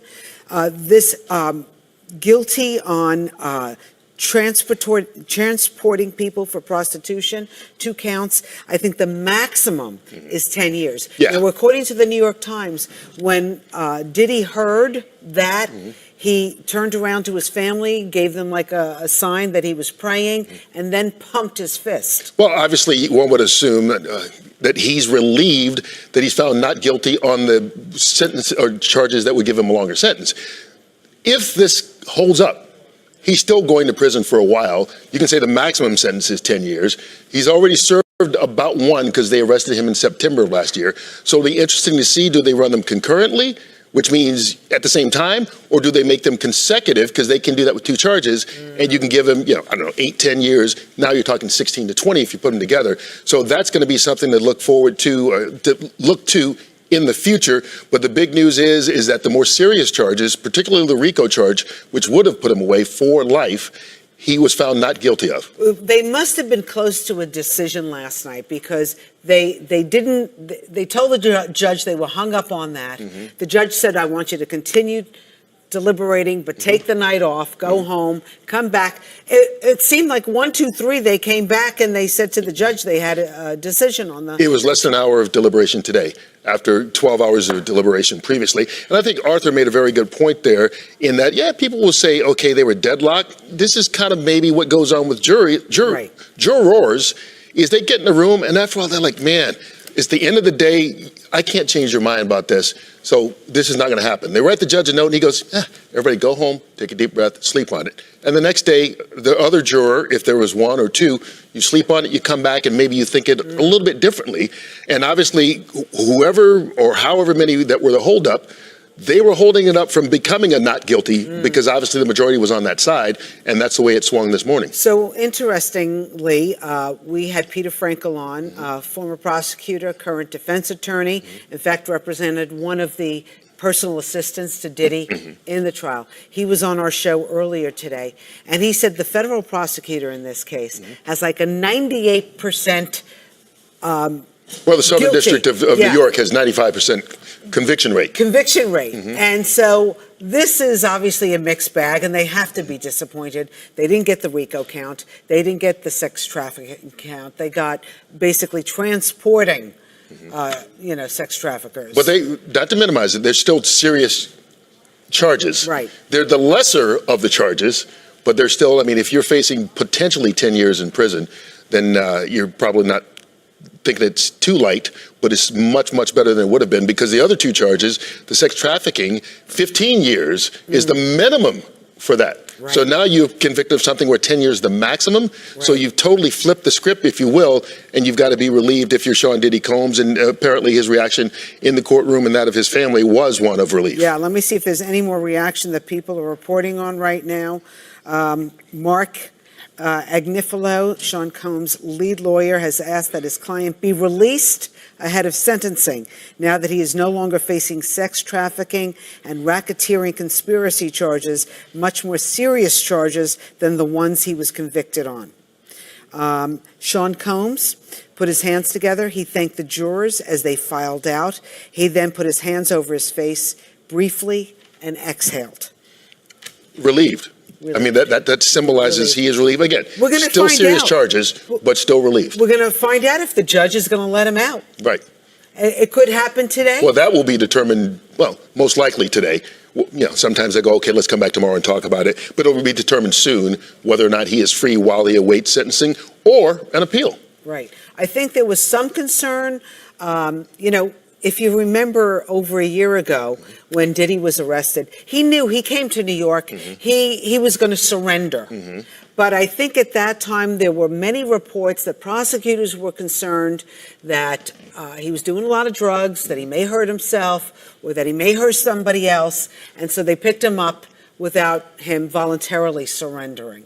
We're looking right now at the podium where they've set up for either the prosecutors or the defense attorneys, someone from the trial to step up and speak, which we will carry live with you as soon as we get it. But right now, it is just about 10:28 here on this Wednesday morning, and we are finding out that 3 of the 5 charges that Sean Diddy Combs was charged with by the federal prosecutors, he was found not guilty by the jury. The 2 charges were each on Cassie Ventura and Jane Doe. He was found guilty of transportation for prostitution, which is the lesser of the 5 charges. Each one carries a maximum sentence of 10 years in prison. The others, there were a minimum of 15 and potentially life in prison. Right. And right now, his attorney, Mark Agnifilo, is arguing with the judge to let Sean Combs walk out right this second. It's going to be interesting on what's going on. Arthur Chian is outside the courthouse. First of all, I imagine like every press outlet in the world is near where you are, Arthur. They want to see if Sean Diddy Combs is going to walk out in the next hour or so. Yeah, they're not only here, but they're here in duplicate or triplicate, just like we are, right? Lisa Evers is here. She's inside covering the proceedings that you just described. I'm out here. Everybody has a lot of resources out here. You're looking across the street. This is the Worth Street side of the Southern District Federal Courthouse. This is in Lower Manhattan, right? And there are pens, as you can tell. There are people on ladders. That shot that you were just showing of the podium is on the other side of that. We have that obviously covered, as you saw from that camera shot there. And then there are hundreds of people out here. There is a tremendous element of public interest. So there are a lot of people. We rarely see this intensity of it. Even during Trump's trial here in New York, we didn't see this many regular citizens out here trying to get a look, trying to be involved, and they've lined the streets over there. This is going to be a very interesting security issue for the U.S. Marshals who are in charge of security over here. You talk about the podium. Certainly, you would think no matter what happens now, Mr. Combs' lawyers are going to come out and speak. Right? They're going to set the scene for whether he should be released, why they should win on appeal. That's going to happen. I don't think, I would be surprised, we'll be ready for it, but I'd be surprised if the prosecutors are going to speak here. They lost in 3 out of the 5 counts, and as you've been pointing out, those were the heavier counts in this. Now, traditionally, what has happened is the U.S. attorney would speak, and that would not happen here, and certainly not in this environment. They prefer controlled environments. They could do it at 26 Federal Plaza, which is but 5-minute walk from where we stand right now. So this day is going to unfold in different places, is what we imagine. But right now, you hear there's one gentleman. He's been screaming the whole time. We've been impressed by how he keeps going. But there are a lot of people who are going to have a reaction to this. Certainly, if Sean Diddy comes out of this building, it's going to get really interesting out here. But right now, everybody here is on standby and paying attention to what's happening in the courtroom upstairs. And that's what his defense is arguing, Arthur, right now inside the courtroom, that he should be released today. They said they're willing to pay $1 million in bond, but that he should be allowed to leave the courthouse today and not wait later on in the sentencing. The prosecution, the federal prosecutors, are arguing the opposite, saying that they're downplaying the seriousness of the charges that he was convicted of. Just because they're the 2 charges that are the lesser doesn't mean they're still not serious, and that he could still be a flight risk. But his side obviously is arguing just the opposite, saying he has no passport. Right. Everybody knows where he is, what he's doing. He was convicted of the lesser charges, and he'll give you $1 million to let him out. There have been reports that some of the people who testified against him really didn't want to testify against him, and now are concerned if he's let out of jail. So a lot to play out here, and especially with what we've heard over the last couple of weeks. I mean, this trial, this was going into week number 8, and we've heard so many different people testify about so many things, but the jury heard it and they saw what was going on in that courtroom, and it's really interesting to see that they seem to be in sync. Obviously, the jury agreed on everything, but when it came to trafficking, he did it with both. Right. When it came to, when he came to trafficking, he did not do it with both. When it came to transporting, he did it with both. So whatever the issue was, they agreed that he did it in both cases with both the Jane Doe and Cassie Ventura. And when they think he didn't do it, it wasn't like, well, he did it with her, but not her. They agreed in unison on both counts. So just so you know, the prosecutor is still making a case in front of the judge right now about why Diddy should not be out on bail. The prosecutor said, quote, "There is a real risk that he will flagrantly disregard orders from the court," and he cited the drugs found in Sean Combs' hotel room before he was arrested last September. We just talked about that. Right, and the judge is saying now that he needs time to think about it. Oh, so you think he needs, this is once again, according to the New York Times, which we're reading right now, the judge said he needs time to consider the law here before making a decision as to whether or not Combs can walk out of the courthouse today. Right. And Sean Diddy Combs has been incarcerated since September of 2024. When he came to New York City, he knew that he was going to surrender at some point, but the police came in and swooped him up before he had surrendered because they were concerned about the drugs and other things that might be going on. They were concerned about his safety. And so they arrested him before he had a chance to surrender. And he's been in prison, I believe, held in the Brooklyn Detention Center. Right. And the prosecution is still arguing right now that he should not be let go today because he's facing up to 10 years on each count, which means a combined up to potentially 20 years. And so why let him out now? They want him to stay in custody. And again, obviously his defense is doing what they should do. They're saying, we'll pay bond, let him out. He served time, and until the sentencing or the retrial, or excuse me, the appeal happens, then he should be set free in the meantime as a citizen with no passport. But the prosecution is obviously arguing the opposite, and the judge is saying, give me time. So, as you know, the prosecutor had dozens of witnesses on the stand in the last 7 or 8 weeks. I think like 32, 35 witnesses.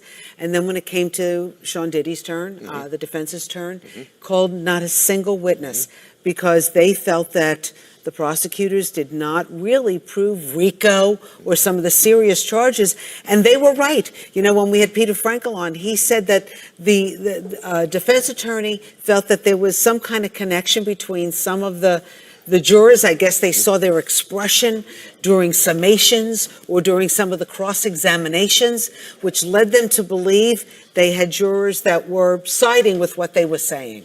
I think throughout the trial, too, we kept hearing about, him nodding or smiling at the jurors or, just acknowledging them during the trial. And maybe that was part of the signal that his defense team picked up on. But as you said, they decided not to call him or anybody up to the witness stand because obviously they felt that they were going to get not guilty verdicts. They were right in 3 of the 5 cases. They were. Okay, Antoine Lewis has been covering this case from the very beginning. Antoine's here with us now. So what are you thinking? I mean, kind of shocking, right? Did not expect it to go in this direction. A lot of discussion being made about just how quickly the deliberations went, having just been charged on Monday. But let me break down the timeline for everyone here. That the jurors got the case Monday. And so the deliberation times now maybe between 12 to 13 hours. And we've been having discussions in the newsroom. Arthur Chien actually said, well, can you say that they were deadlocked? Because how is that the case? Right, that they came back so quickly. So there isn't, we've been trying not to use the term deadlocked, in regards to this matter, but we're talking about 7 weeks of testimony, 34 witnesses to come forward. Sean Combs pleaded not guilty the entire time. He did not take the stand, in this case. The origins of this certainly go back to November of 2023 when Cassie Ventura sued him initially. When we talk about how did all of this get into motion, that's what took over there. Then remember there was the raid of his homes in LA and Los Angeles. That's when the 1,000 bottles of baby Miami too. And Miami. Yes, was going on there. That happened. And then in November, in the fall of last year, is when the feds unveiled this damning indictment, and that's where we are now. Opening statements took place on May 12th. 7 weeks later, here's where we are. This is how quickly it turned around. And Rosanna, Kurt, you also know that when you get those notes from the jury, literally everything just freezes right there because you're trying to figure out how is this going to go? What does this mean? It could be something as simple as are we allowed to work through lunch? Or yes, in fact, we have in fact reached a decision, which is the case there. So as we're talking about the 2 guilty decisions that came in regards to this matter, you're certainly looking at that's the breakdown right there. Certainly the what's happening now, as you pointed out, they're trying to make a case as to whether he should be released or should, he remain behind bars as it plays out. Now it seems like there were reports that the judge wants some time. What connotes his time? Is it the weekend? Do you take July 4th, let him stay in Brooklyn detention, right, for the weekend?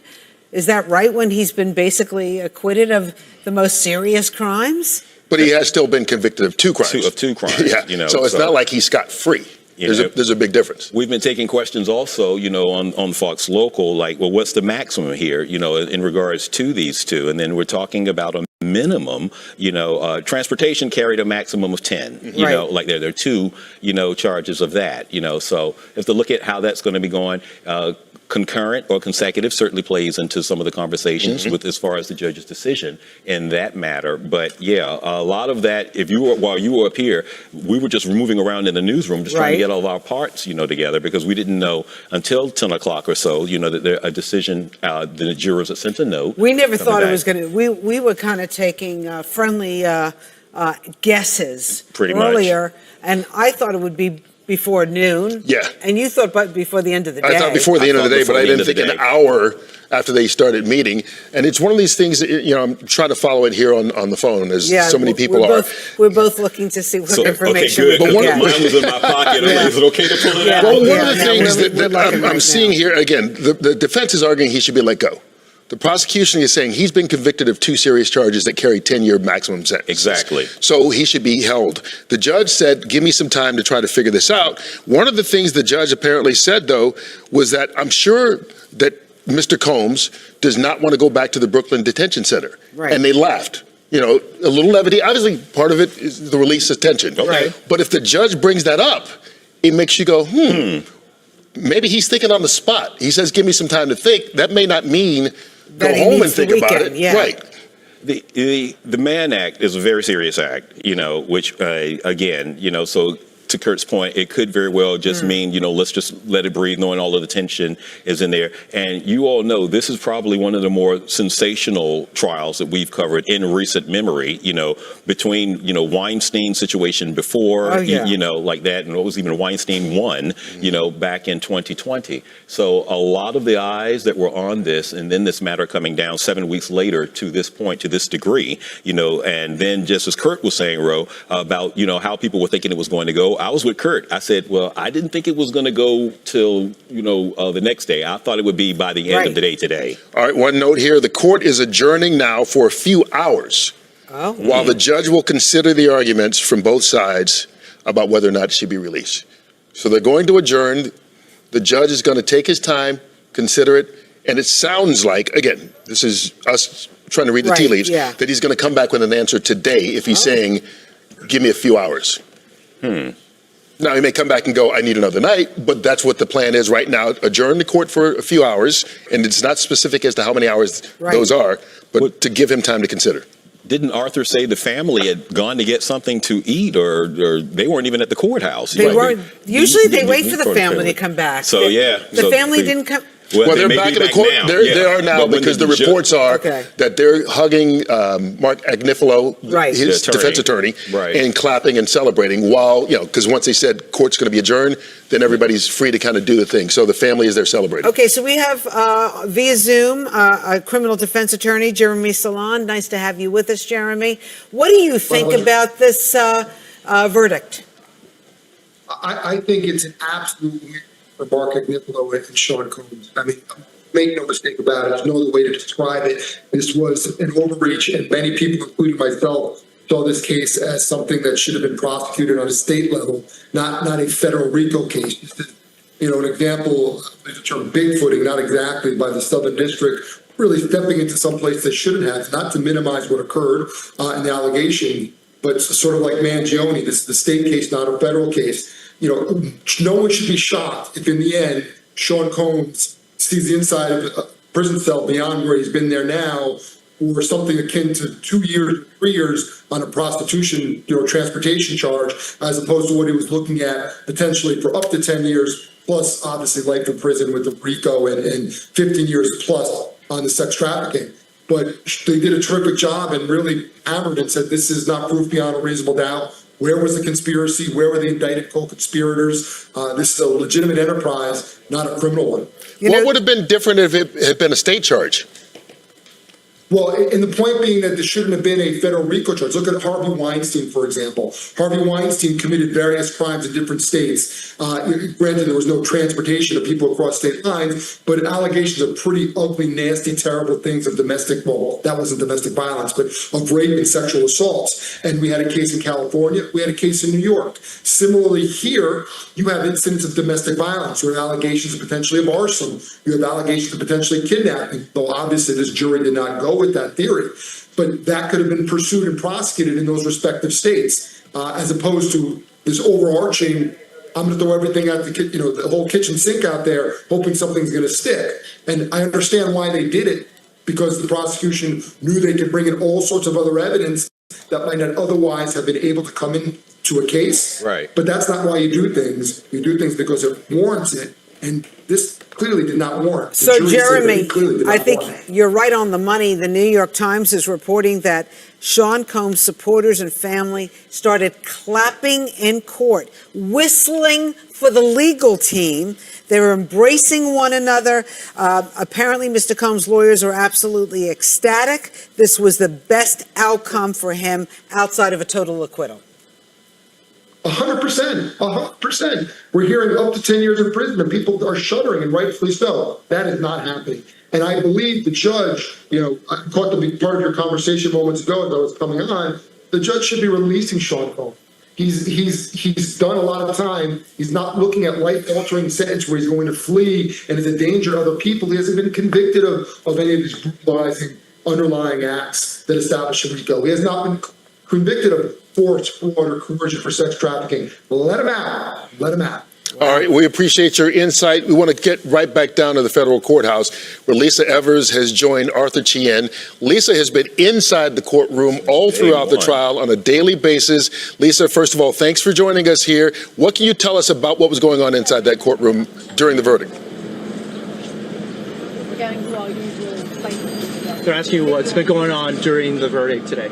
Okay, well, first of all, when the verdict was read, of course, the biggest concern was what was that one charge, that RICO charge that Sean Diddy Combs was facing. This has been the concern throughout this trial because that is the one that carries the heaviest potential sentence. Now, let's just give you an idea of what's happening at the latest. The latest right now is that the prosecutors have asked for a couple of hours to try to figure out whether or not Combs can get bail. So he was convicted on two counts of the transportation for prostitution. And the fact of the matter is that's the least of all the charges. It's still a very serious charge. So he remains in custody. And even though the family got good news, they were cheering, they were clapping, they were applauding in the courtroom. They've been praying throughout, and a big showing of family members, including even Baby Love's mother, Dana Tran, here in court we've seen this week, along with Combs' mother, the sons, the daughters, and other family members and very, very close friends. But what's happening now is he can't just walk right out that door here. And there's a huge crowd of hundreds of people outside the courthouse right now ready to express themselves in whatever way they are in support or in dismay at this particular verdict. So I think one of the things is that now the Combs, now Combs has got to figure out what's going to happen next. He won't know for a couple of hours. He won't be, if he's granted bail, there's a whole procedure in federal court that they have to go through in order to grant bail to anybody. And there has to be, I'm sure they have done they have previous information from before, but it'll be like, if he's out on bail, where is he going to live? Will he be living in New York? Usually when they grant bail in a case like this in the Southern District, they require the person who is given bail to reside within the Southern District. That means he would have to have a residence here in New York City or in the 5 counties that encompass the Southern District, some of the suburban counties. And so that's still the big question mark. Since this was the lesser charge, obviously Mark Agnifilo, his lead attorney, Combs' lead defense attorney throughout this whole case, who has maintained he is not guilty, not guilty, not guilty. He absolutely wanted Combs to just be able to walk out of here with his family. And in fact, sources close to the family have told me that they had a plan for a party, a dinner party, if he was to be completely released. But of course, we don't know what that is right now. And we'll see. That's a couple of hours away. The prosecutors asked for a couple of hours. What they will do is they'll present their motion, and then the judge will decide on that. So in the meantime, he was in a holding cell in the federal courthouse right here, and so we'll be finding out, in a couple of hours, maybe a little bit sooner, about what this whole bail situation is, the bail request is. And let me bring in my colleague right now, Arthur Chien. And Arthur, this is quite a shock for a lot of people, although there have been attorneys that have been saying this the whole time, that this was the one count that they thought that the RICO charge from the very beginning was a stretch, because it was a very aggressive charge, as many lawyers in the legal community felt, but that this transportation for prostitution was going to be the toughest one. And 2 counts of this is what he was found guilty of. Everything else cleared. So that's a pretty big victory for Combs. Yeah, I think there's 2 things to cover. One of them is that maybe the judge is not going to ask for motions from either the prosecutors or defense. Maybe he feels like they've said enough in the court right now to make that decision, because a lot of times, especially federal judges, will give days before rendering their decision. The fact that he says he's going to be back in a few hours, he might not even want those motions. He thinks he might have enough to make that decision here now. And in court, he asks Sean Diddy Combs, I take it you don't want to go back to MDC, right? And Combs apparently shook his head in a very exaggerated motion and put his hands together in a praying motion, indicating he does not want to go back. He's made no secret. He doesn't like it there. He's offered up money before, all kinds of things. Well, Arthur, also, as you know, MDC, we've done stories on this here on Fox 5 News. MDC is one of the most notorious federal detention centers. It's called a detention center and jail because there are people like Combs who were in there not convicted of any crime yet. They were awaiting their trial. They've had all kinds of problems in there between violence, between the actual physical conditions, and even being in the special ward that he was in. It still was, he was denied his freedom. And for somebody like Combs that had homes all over the place, had his own jet, he could fly off to the islands if he wanted to for the weekend.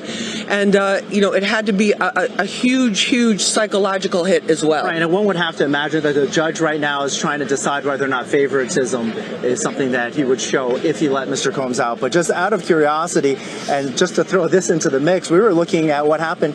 This sort of triggered a memory with the former New York Governor Eliot Spitzer, who was also former Attorney General in the state of New York. And if you remember, during his prostitution scandal, it involved transporting an individual across state lines, and that's what he was in legal hot water for. But we have to verify this, but what our information shows so far is that he was not formally charged with illegal transportation across state lines. And there were 3 reasons that were given. For one, it was insufficient evidence or public interest. Right? You're talking about Spitzer right now. Eliot Spitzer right now. DOJ policy, it was a decision that, to not prosecute, it was a decision that aligned with the Department of Justice policy on prostitution offenses, which generally limits prosecution to individuals engaged in commercial prostitution activities unless minors are involved. There were no minors. Well, I think that's the other thing, too, is that there was so much talk on social media. I've been calling it the Supreme Court of social media. There were so many sensationalist stories. I don't think we've ever seen a major case like this where there has been just such a tsunami of social media theories and myths and just outright lies that were out there. And this narrative about him with underage children and underage kids as part of any of these kind of allegations with the freak-offs or any of this kind of behavior was something that acquired quite a bit of momentum. And we want to point out that during the nearly 2 months of the testimony in this trial, the evidence, the grand jury hearing, all of this, there was never an allegation of any kind of sex with a minor. There wasn't, and that's a fact. So I think for the Combs family, that's a reason, that they're going to look to it to keep their head held high. And there was also, there were 2 schools of thought too, Arthur, in the hip hop community about this. There were people that were saying, you know what, there was a T-shirt that was given out in Harlem about 2 weeks ago by supporters of him, Charlucci Finney and some of the other supporters, longtime friends of his. The T-shirt said, when it's sex, drugs, and rock and roll, it's the American way. When it's sex, drugs, and hip hop, it's a RICO. So there was a strong sentiment about that those charges did not fit the alleged crimes that he was, accused of. So we'll see. And he's lost so much already as a result of this, and we'll see what happens today in terms of the bail. Right, and maybe his lawyers might argue, well, when Eliot Spitzer faced the same issue, he wasn't even prosecuted, right? This could come up in part of their argument with the judge and say, Eliot Spitzer never even had to come in here. Why is it that we're still holding on to Sean Diddy Combs? Well, no, I think so too, but also, and that whole Spitzer, you're talking about the Spitzer case, that whole thing started because according to law enforcement sources that were very close, investigators that worked on that case, they found out about Eliot Spitzer because of a wiretap that they had a warrant to put on this, one of the Manhattan escort services. And then his name came up, and then that's what started that whole, that whole prosecution, also him leaving leaving office. Right. Now, we don't want to start problems, but it's worth noting. Right, exactly. This angle, so right now, just to let everybody know, in case you're just joining us, Sean Diddy Combs found guilty of the 2 most minor counts in this actual case, the transportation for prostitution, the RICO, which was the biggie that the jury said they were undecided about yesterday. That one was not guilty. The sex trafficking, the 2 counts of sex trafficking, not guilty. So in terms of Combs, from what he was looking at, this is a very good picture, but he remains behind bars. I'm not behind bars, I should say in custody at this point. He's in custody as they figure out what the bail situation is going to be, because he was found guilty on these 2 charges. There's going to be various legal motions, which we're going to find out in just a short time, what those options are for the defense, what are the next steps for the defense. But this is not over, because there's other indications too that as a result of this trial, as a result of the many and very lengthy and very exhaustive FBI and Homeland Security investigations that were underway, that there may be other charges brought against other people. Who knows that? But right now, the fact of the matter is, The family is coming out right now. We saw his mother, his two children, his son. And you could hear some cheers outside the courthouse as lots of people we've been talking about have been there watching.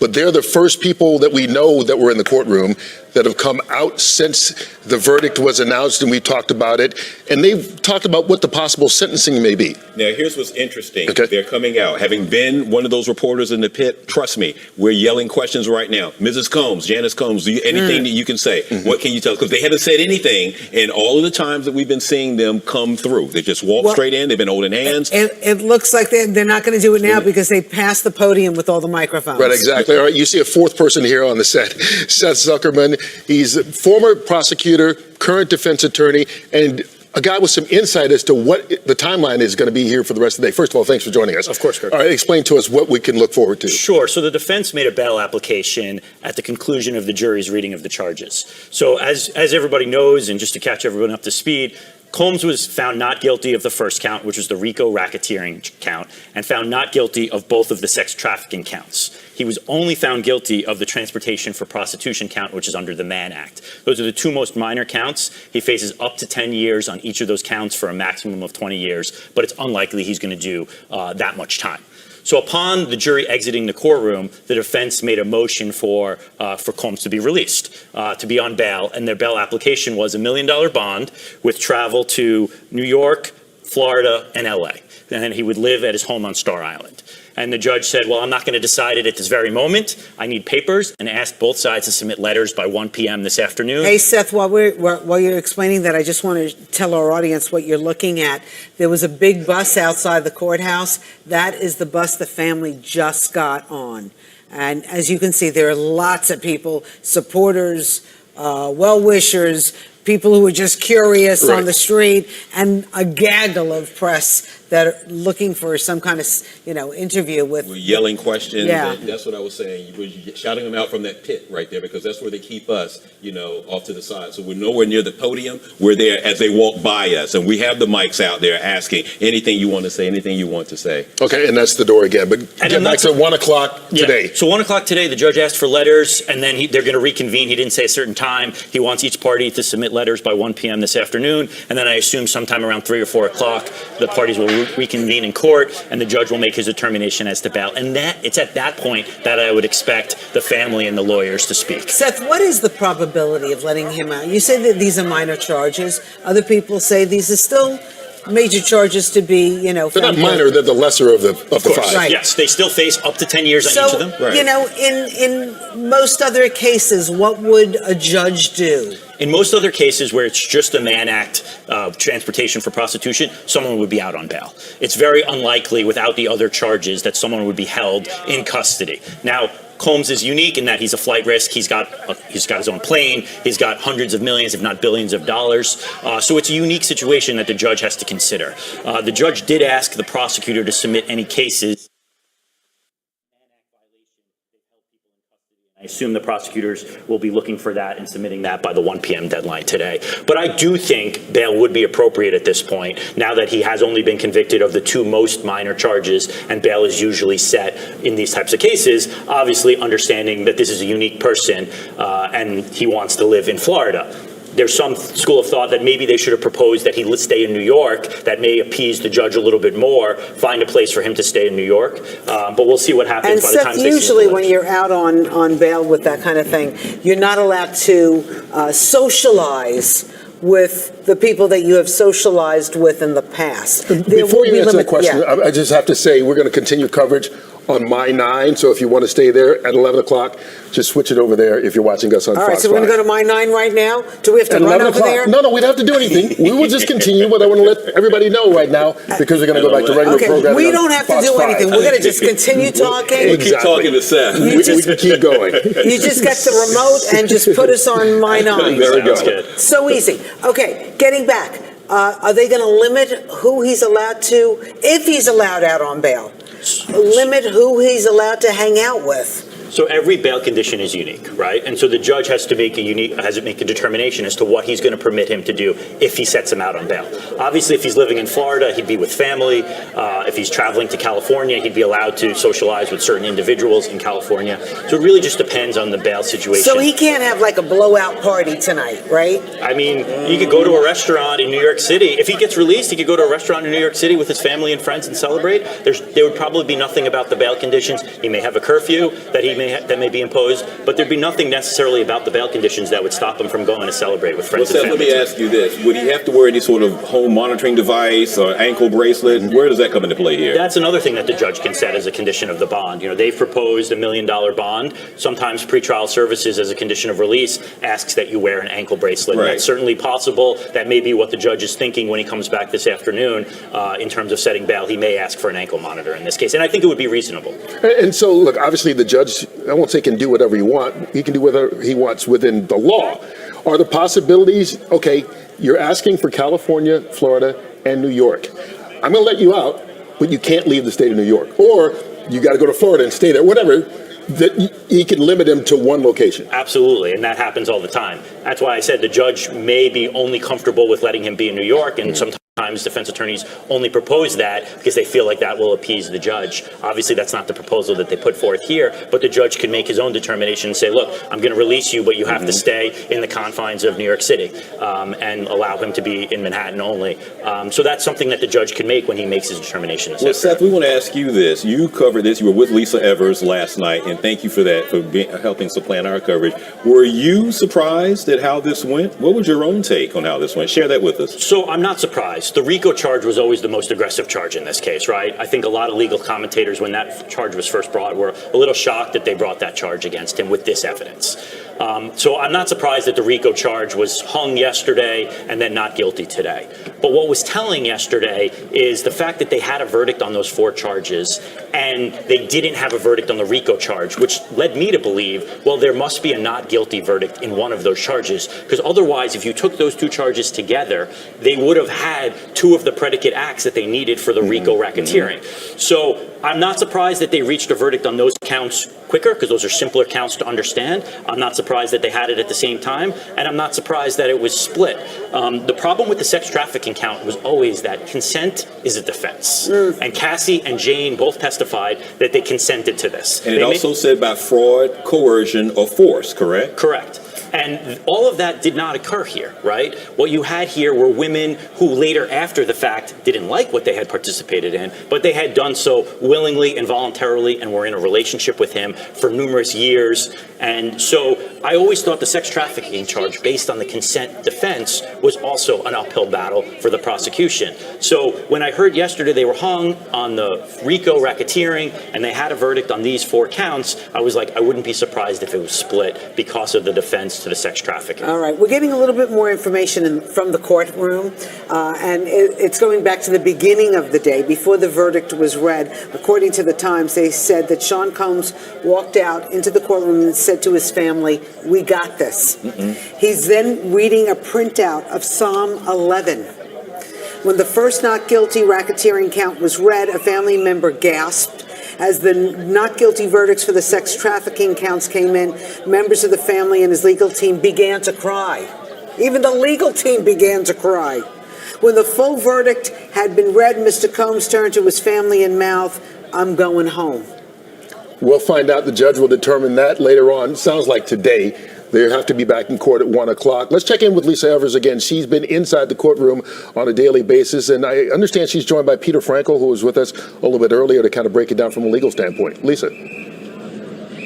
That's right, Curtin Rowe. We're here with criminal defense attorney Peter Frankel just to understand kind of the magnitude of what happened here in this particular case, because he's not in the clear yet. He's not going to be walking out the door in the next 10 minutes or even 15 minutes, but we have to find out what the rest of the process is and also what this verdict means for Combs as well. Joining me now is top criminal defense attorney Peter Frankel. Peter, thank you for being with us and helping us understand this. Of course. Thanks for having me. So just to go over the counts for people that are just joining us, been checking this out right now, is that he was found not guilty of the RICO, that's the racketeering conspiracy, the big one, not guilty of 2 counts of sex trafficking, but he was found guilty of 2 counts of the transportation for prostitution. As a defense attorney, would you consider that a win? Oh, it's absolutely a win. It's a huge win. When you factor in that the RICO charge was carrying a mandatory life sentence, the sex trafficking charges, both of them carrying a minimum of 15 years, he's now looking at a charge that has a maximum of 10 years. But the fact that he was acquitted of the other 2 counts, the much more serious ones, is a huge factor in what the judge is going to do here. So this was basically because with the RICO, he was looking at the possibility of decades, if not life, behind bars, right? Absolutely, 100%. So what happens now? So they had there was a very dramatic scene in the courtroom when the verdict was read. He's had strong family support, friends from way back when that really didn't feel comfortable, I don't think, going public too much with their support were in the courtroom as well. Extended family members were there. And for a defense team, I mean, they went through the whole night, since yesterday when late yesterday afternoon when the jury said we have a partial verdict, knowing there was a verdict but not knowing what they would be facing. Now he's there. The prosecutors have asked for a couple of hours. So what happens next? Since he's cleared of the heavy charges, but he still has, this is still a serious thing, the prostitution one. Yeah, absolutely. I don't think most people expected that he was going to be acquitted of the sex trafficking charges. I think most people thought he was going to be convicted of everything but the RICO charge. That being said, now that he was acquitted of those more serious charges, the first thing that the defense has to do is try to get him out on bail. And I would remind you that when he was first arrested, the defense team offered a package of some $50 million in property through a bondsman that the judge repeatedly denied. 3 times. But at this point, with the charges being now, what they've been reduced to and the convictions being what they are, I can't imagine that the court is going to refuse to grant him a bail of that magnitude or even less. Right. So in terms of right now, he's probably in a holding cell there while they're figuring all of this out. They probably cleared the courtroom, and I mean, because we've been out here, so at this particular point, so will he be staying in there? And then do they have to present a bail package again now, a new bail package to the judge? In other words, what's the defense doing right now? So yes, he's in a holding pen right off of the side of the courtroom. In a perfect world, what should happen is that the defense and the government should agree on a bail package so that all the judge has to do is rubber stamp it. That doesn't always happen. Sometimes the government will refuse to agree with the defense package, and it's at that point that the defense will have to go directly to the court and say, we've proposed X, the government won't go along with it. Will Your Honor set these bail conditions? And I just want to say, and Rowan Kurt, when we were on Monday inside the courtroom, they had him in that holding cell or holding pen, very close to the courtroom. When the jury would go to deliberate, he would be back there. They'd clear the courtroom, except for the family mostly and the attorneys, and then they bring people back in if there was a note or there was something that they had to all deal with. And Combs, at one point on Monday, he held up 2 books. He turned around. There were a few of us left in the courtroom in the back there, and he turned around. He's holding up 2 books and his pale sweater. One of them was the Power of Positive Thinking, and the other one was the Happiness Advantage. And it was just him. And we talk about him too. We've become so accustomed to seeing him as a defendant these last 9 months, but he's also was known from the very beginning of his career, his entertainment career, as a great showman, reading the room and understanding that. What role do you think that played in this defense? Because he really, even though he got admonished by the judge a couple times for gesturing too much and being too emphatic with his physical, his nonverbal cues, shall we say, that he was pretty restrained for Sean Diddy Combs. Yeah, I was going to mention that. He was admonished, and I think his behavior was excellent throughout the trial. I think that's definitely a factor. That's definitely something that a judge will notice, sometimes comment on. If a defendant is not acting appropriately, he told him once, and that was the end of it. So, I think notwithstanding his big personality, he handled the role of defendant during this trial very well. And then, Peter, in terms of the bail situation right now, just so we understand, so right now, Sean Diddy Combs, from the best that we can determine, is in a holding cell close to the courtroom here in the federal court building in Lower Manhattan.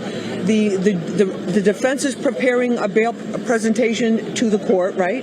It has to require a residence during this time within the Southern District, correct? Yes. Okay, and then what else do they need to give him? What else does Diddy's defense team need to give the judge in order to convince them to give him bail? Because, as you mentioned, he was denied bail 3 times in some pretty hefty bail packages. Well, and I remember those bail packages, and they included him living in Manhattan with an ankle monitor, with private security, with no visitors able to come in other than family members, no internet access. So they offered a very, very strong bail package originally, which was rejected repeatedly.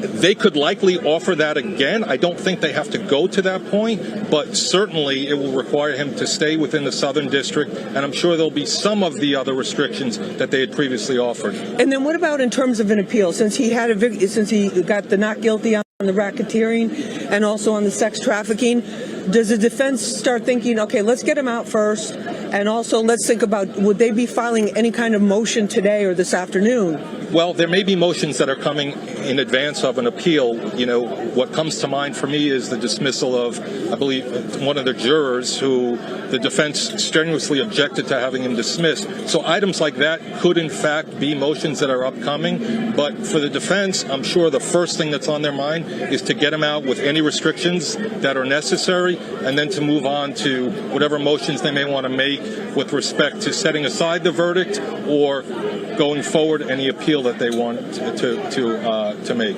Okay, so how long do you think the whole process will be before we find out today if he's, will we find out today if he's granted bail? They're not going to keep him overnight. It's very possible. It's very really? possible that we could find out today that there could be an agreement with respect to a bail package. Remember, court's closed tomorrow and Friday, so that puts him into next week. Maybe an issue, may not, but I'm sure the defense is focused on it right now, and they're trying to get it done. It's just trying to work out whatever they have to do, because there is paperwork that has to be done, I'm sure, procedurally. It's not an easy, Lisa, it's not an easy process to get done when there are so many conditions to the bail. So they don't have a lot of time to get it done, but they can fall back on what they tried to offer in the past and get those pieces in place to see if they can make it happen this afternoon. All right, let's check in with Ro and Kurt. So, Ro and Kurt, we're on standby now to see if Diddy is able to get bail and if the judge decides to grant him bail. But any questions for Peter? Well, no, we've got Seth Zuckerman in here right now, and I know you've had trouble hearing us, but Seth is saying earlier that this motion that both sides have until 1 o'clock before they file the paperwork, and then after that the judge will decide. So we're not going to have an answer until 3 or 4 o'clock, most likely this afternoon at the very earliest, right, Seth? That's what I'm hearing. Thanks, Lisa. Yeah, the judge has now asked for each side to submit papers by 1 p.m. As to the bail application that the defense has made. And I assume that the judge, after reading the applications, will ask the parties to reconvene at some point this afternoon. So I imagine that would be 3, 4 o'clock while Combs sits in custody at the courthouse. The parties right now are probably diligently working on their letters that they're going to submit to the judge by 1 p.m. And then the judge will bring the parties back later this afternoon. You think there will be an answer today from the judge, one way or the other? I think there has to be. I think the judge said to the parties, we were anticipating being here all day. So I'm happy to be here all day to come to this determination. But there has to be an answer because he's got to set a sentencing date to the conviction on the prostitution counts. And he has to decide, is he going to hold Combs in custody until that date? Or is he going to release him on the bail conditions that we've discussed and have him come back to court on the sentencing And date? don't forget, court is closed tomorrow for the holiday. Right. So it's closed Thursday and Friday. He told the jury they could come back tomorrow, but listen, let's face it, it's an expense. You got to ask now the the court officers to come in.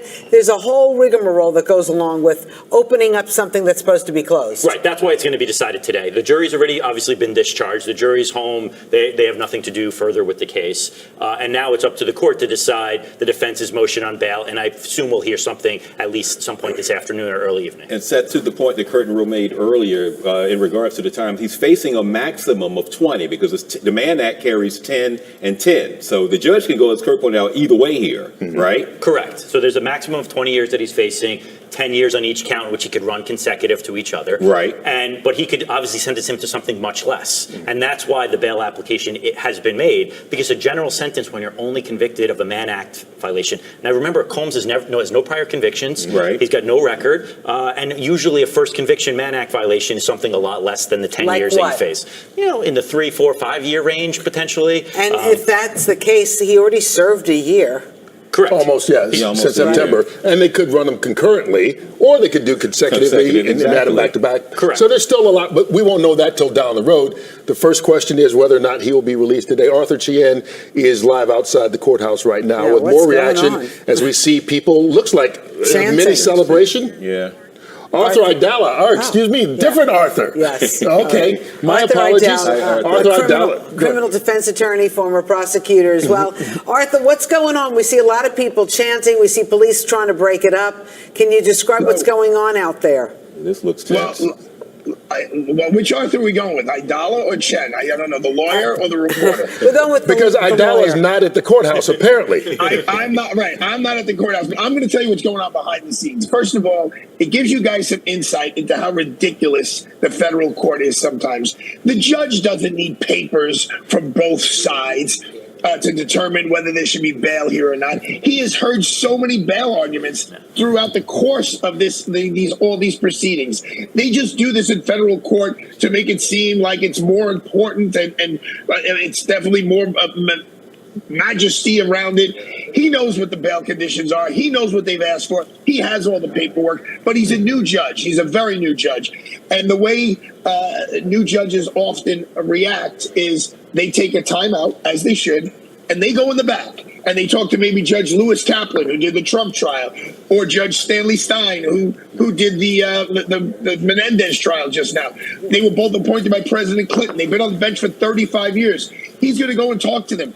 What do you think? What are your ideas? My guess is they're going to say to him, well, what's your instinct right now? Do you think you're going to send him to jail for 5 years, 7 years, 8 years, 10 years? Because if you are, then keep him where he is. He's already serving time. He's getting credit for it. Why are you going to let him out just to put him back in?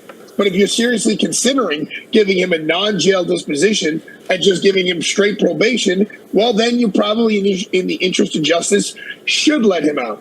I don't see a scenario where this judge, with this case, with this notoriety, giving him no additional jail time. But this charge, the Mann Act, is such a BS charge that almost never gets charged in federal court. So he's in a little bit of a quandary, the judge here. My guess is he's probably going to keep him in for at least the time being, and maybe say, I'll consider this a little bit more down the road. That's a guess. We're looking at, I have to say, outside the courthouse, where family and friends are animated, and maybe some people who just want to be a part of this moment that are outside. It looked like it got a little heated at one point, but it looks like everything calmed down, and that looks like it could be a family member or a friend going back into the courthouse. So, Arthur, are you feeling like when the judge comes back at 1 o'clock with the defense attorney and the prosecutor, that he could already have an answer, and like we may not have to wait till 3, 4 o'clock today for his decision? Yes, he definitely could. He not only could he should. In other words, come on, Judge. Like, this is what you get paid for. Like, this is why you went through the United States Senate to get confirmed. Like, make a decision. Judges are there to make decisions. And he should already know in his mind what he's going to do. Look, the bottom line is this is a huge win for the defense attorneys. Whether it's a huge win for Sean Combs or not totally remains to be seen. The judge has the ability to say, I heard all of the facts in this case. And even though Mr. Combs was acquitted of the racketeering and the other counts, I am allowed to take that into consideration.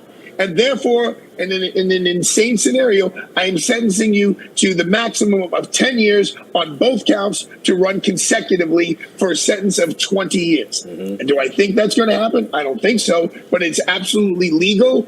He wouldn't win an appeal on that case. So the last chapter of this book, which has so far been very much in the defense, at this point, very much in the defense's favor, it still has to be written on the sentencing. And you will see vigorous sentencing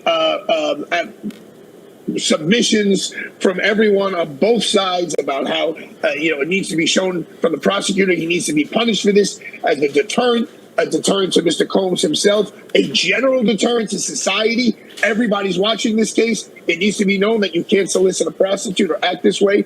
And the defense are going to be saying, you got a guy in his 50s who's never been in trouble in his life. And even though what came out of trial wasn't very pleasant, the jury found it wasn't criminal, and therefore he should be sentenced on the Mann Act. And if they look at statistics, people getting sentenced on the Mann Act are very, very low. They're not very, very high. Arthur, it's Antoine. Just a question for you. If you were representing Combs and you had to face this judge to make a case for him to be released, how would you approach this?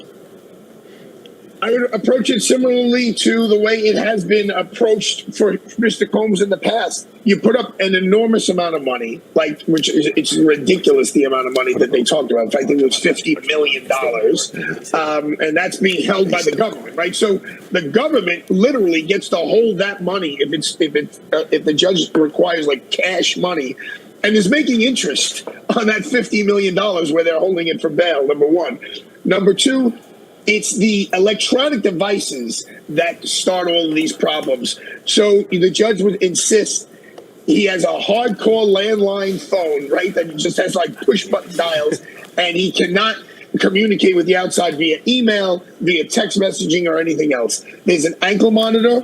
Mr. Combs would have to pay for his own security outside his apartment and basically create a jail in an apartment somewhere in the Southern District of New York where he can't leave without permission of the judge himself.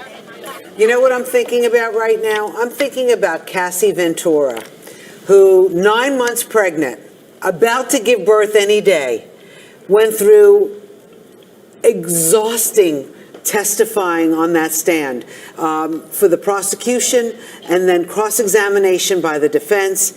I don't know whether she wanted to go through something like this because she had settled a civil suit with Sean Diddy Combs already. The one person we have heard from, real quick, Arthur, I don't know if you know this, the one person we have heard from is her attorney, whose name escapes me just now, but he has spoken and he said Doug Wigdor. Quigdor, thank you. Yes. Right. That at least Sean Combs has been held accountable for something, that these are the first charges that he's obviously been accused of, but that he's been convicted of it. So that's the first statement we've had from anybody who's been involved in this. But she must, she just gave birth. I mean, literally, she was on the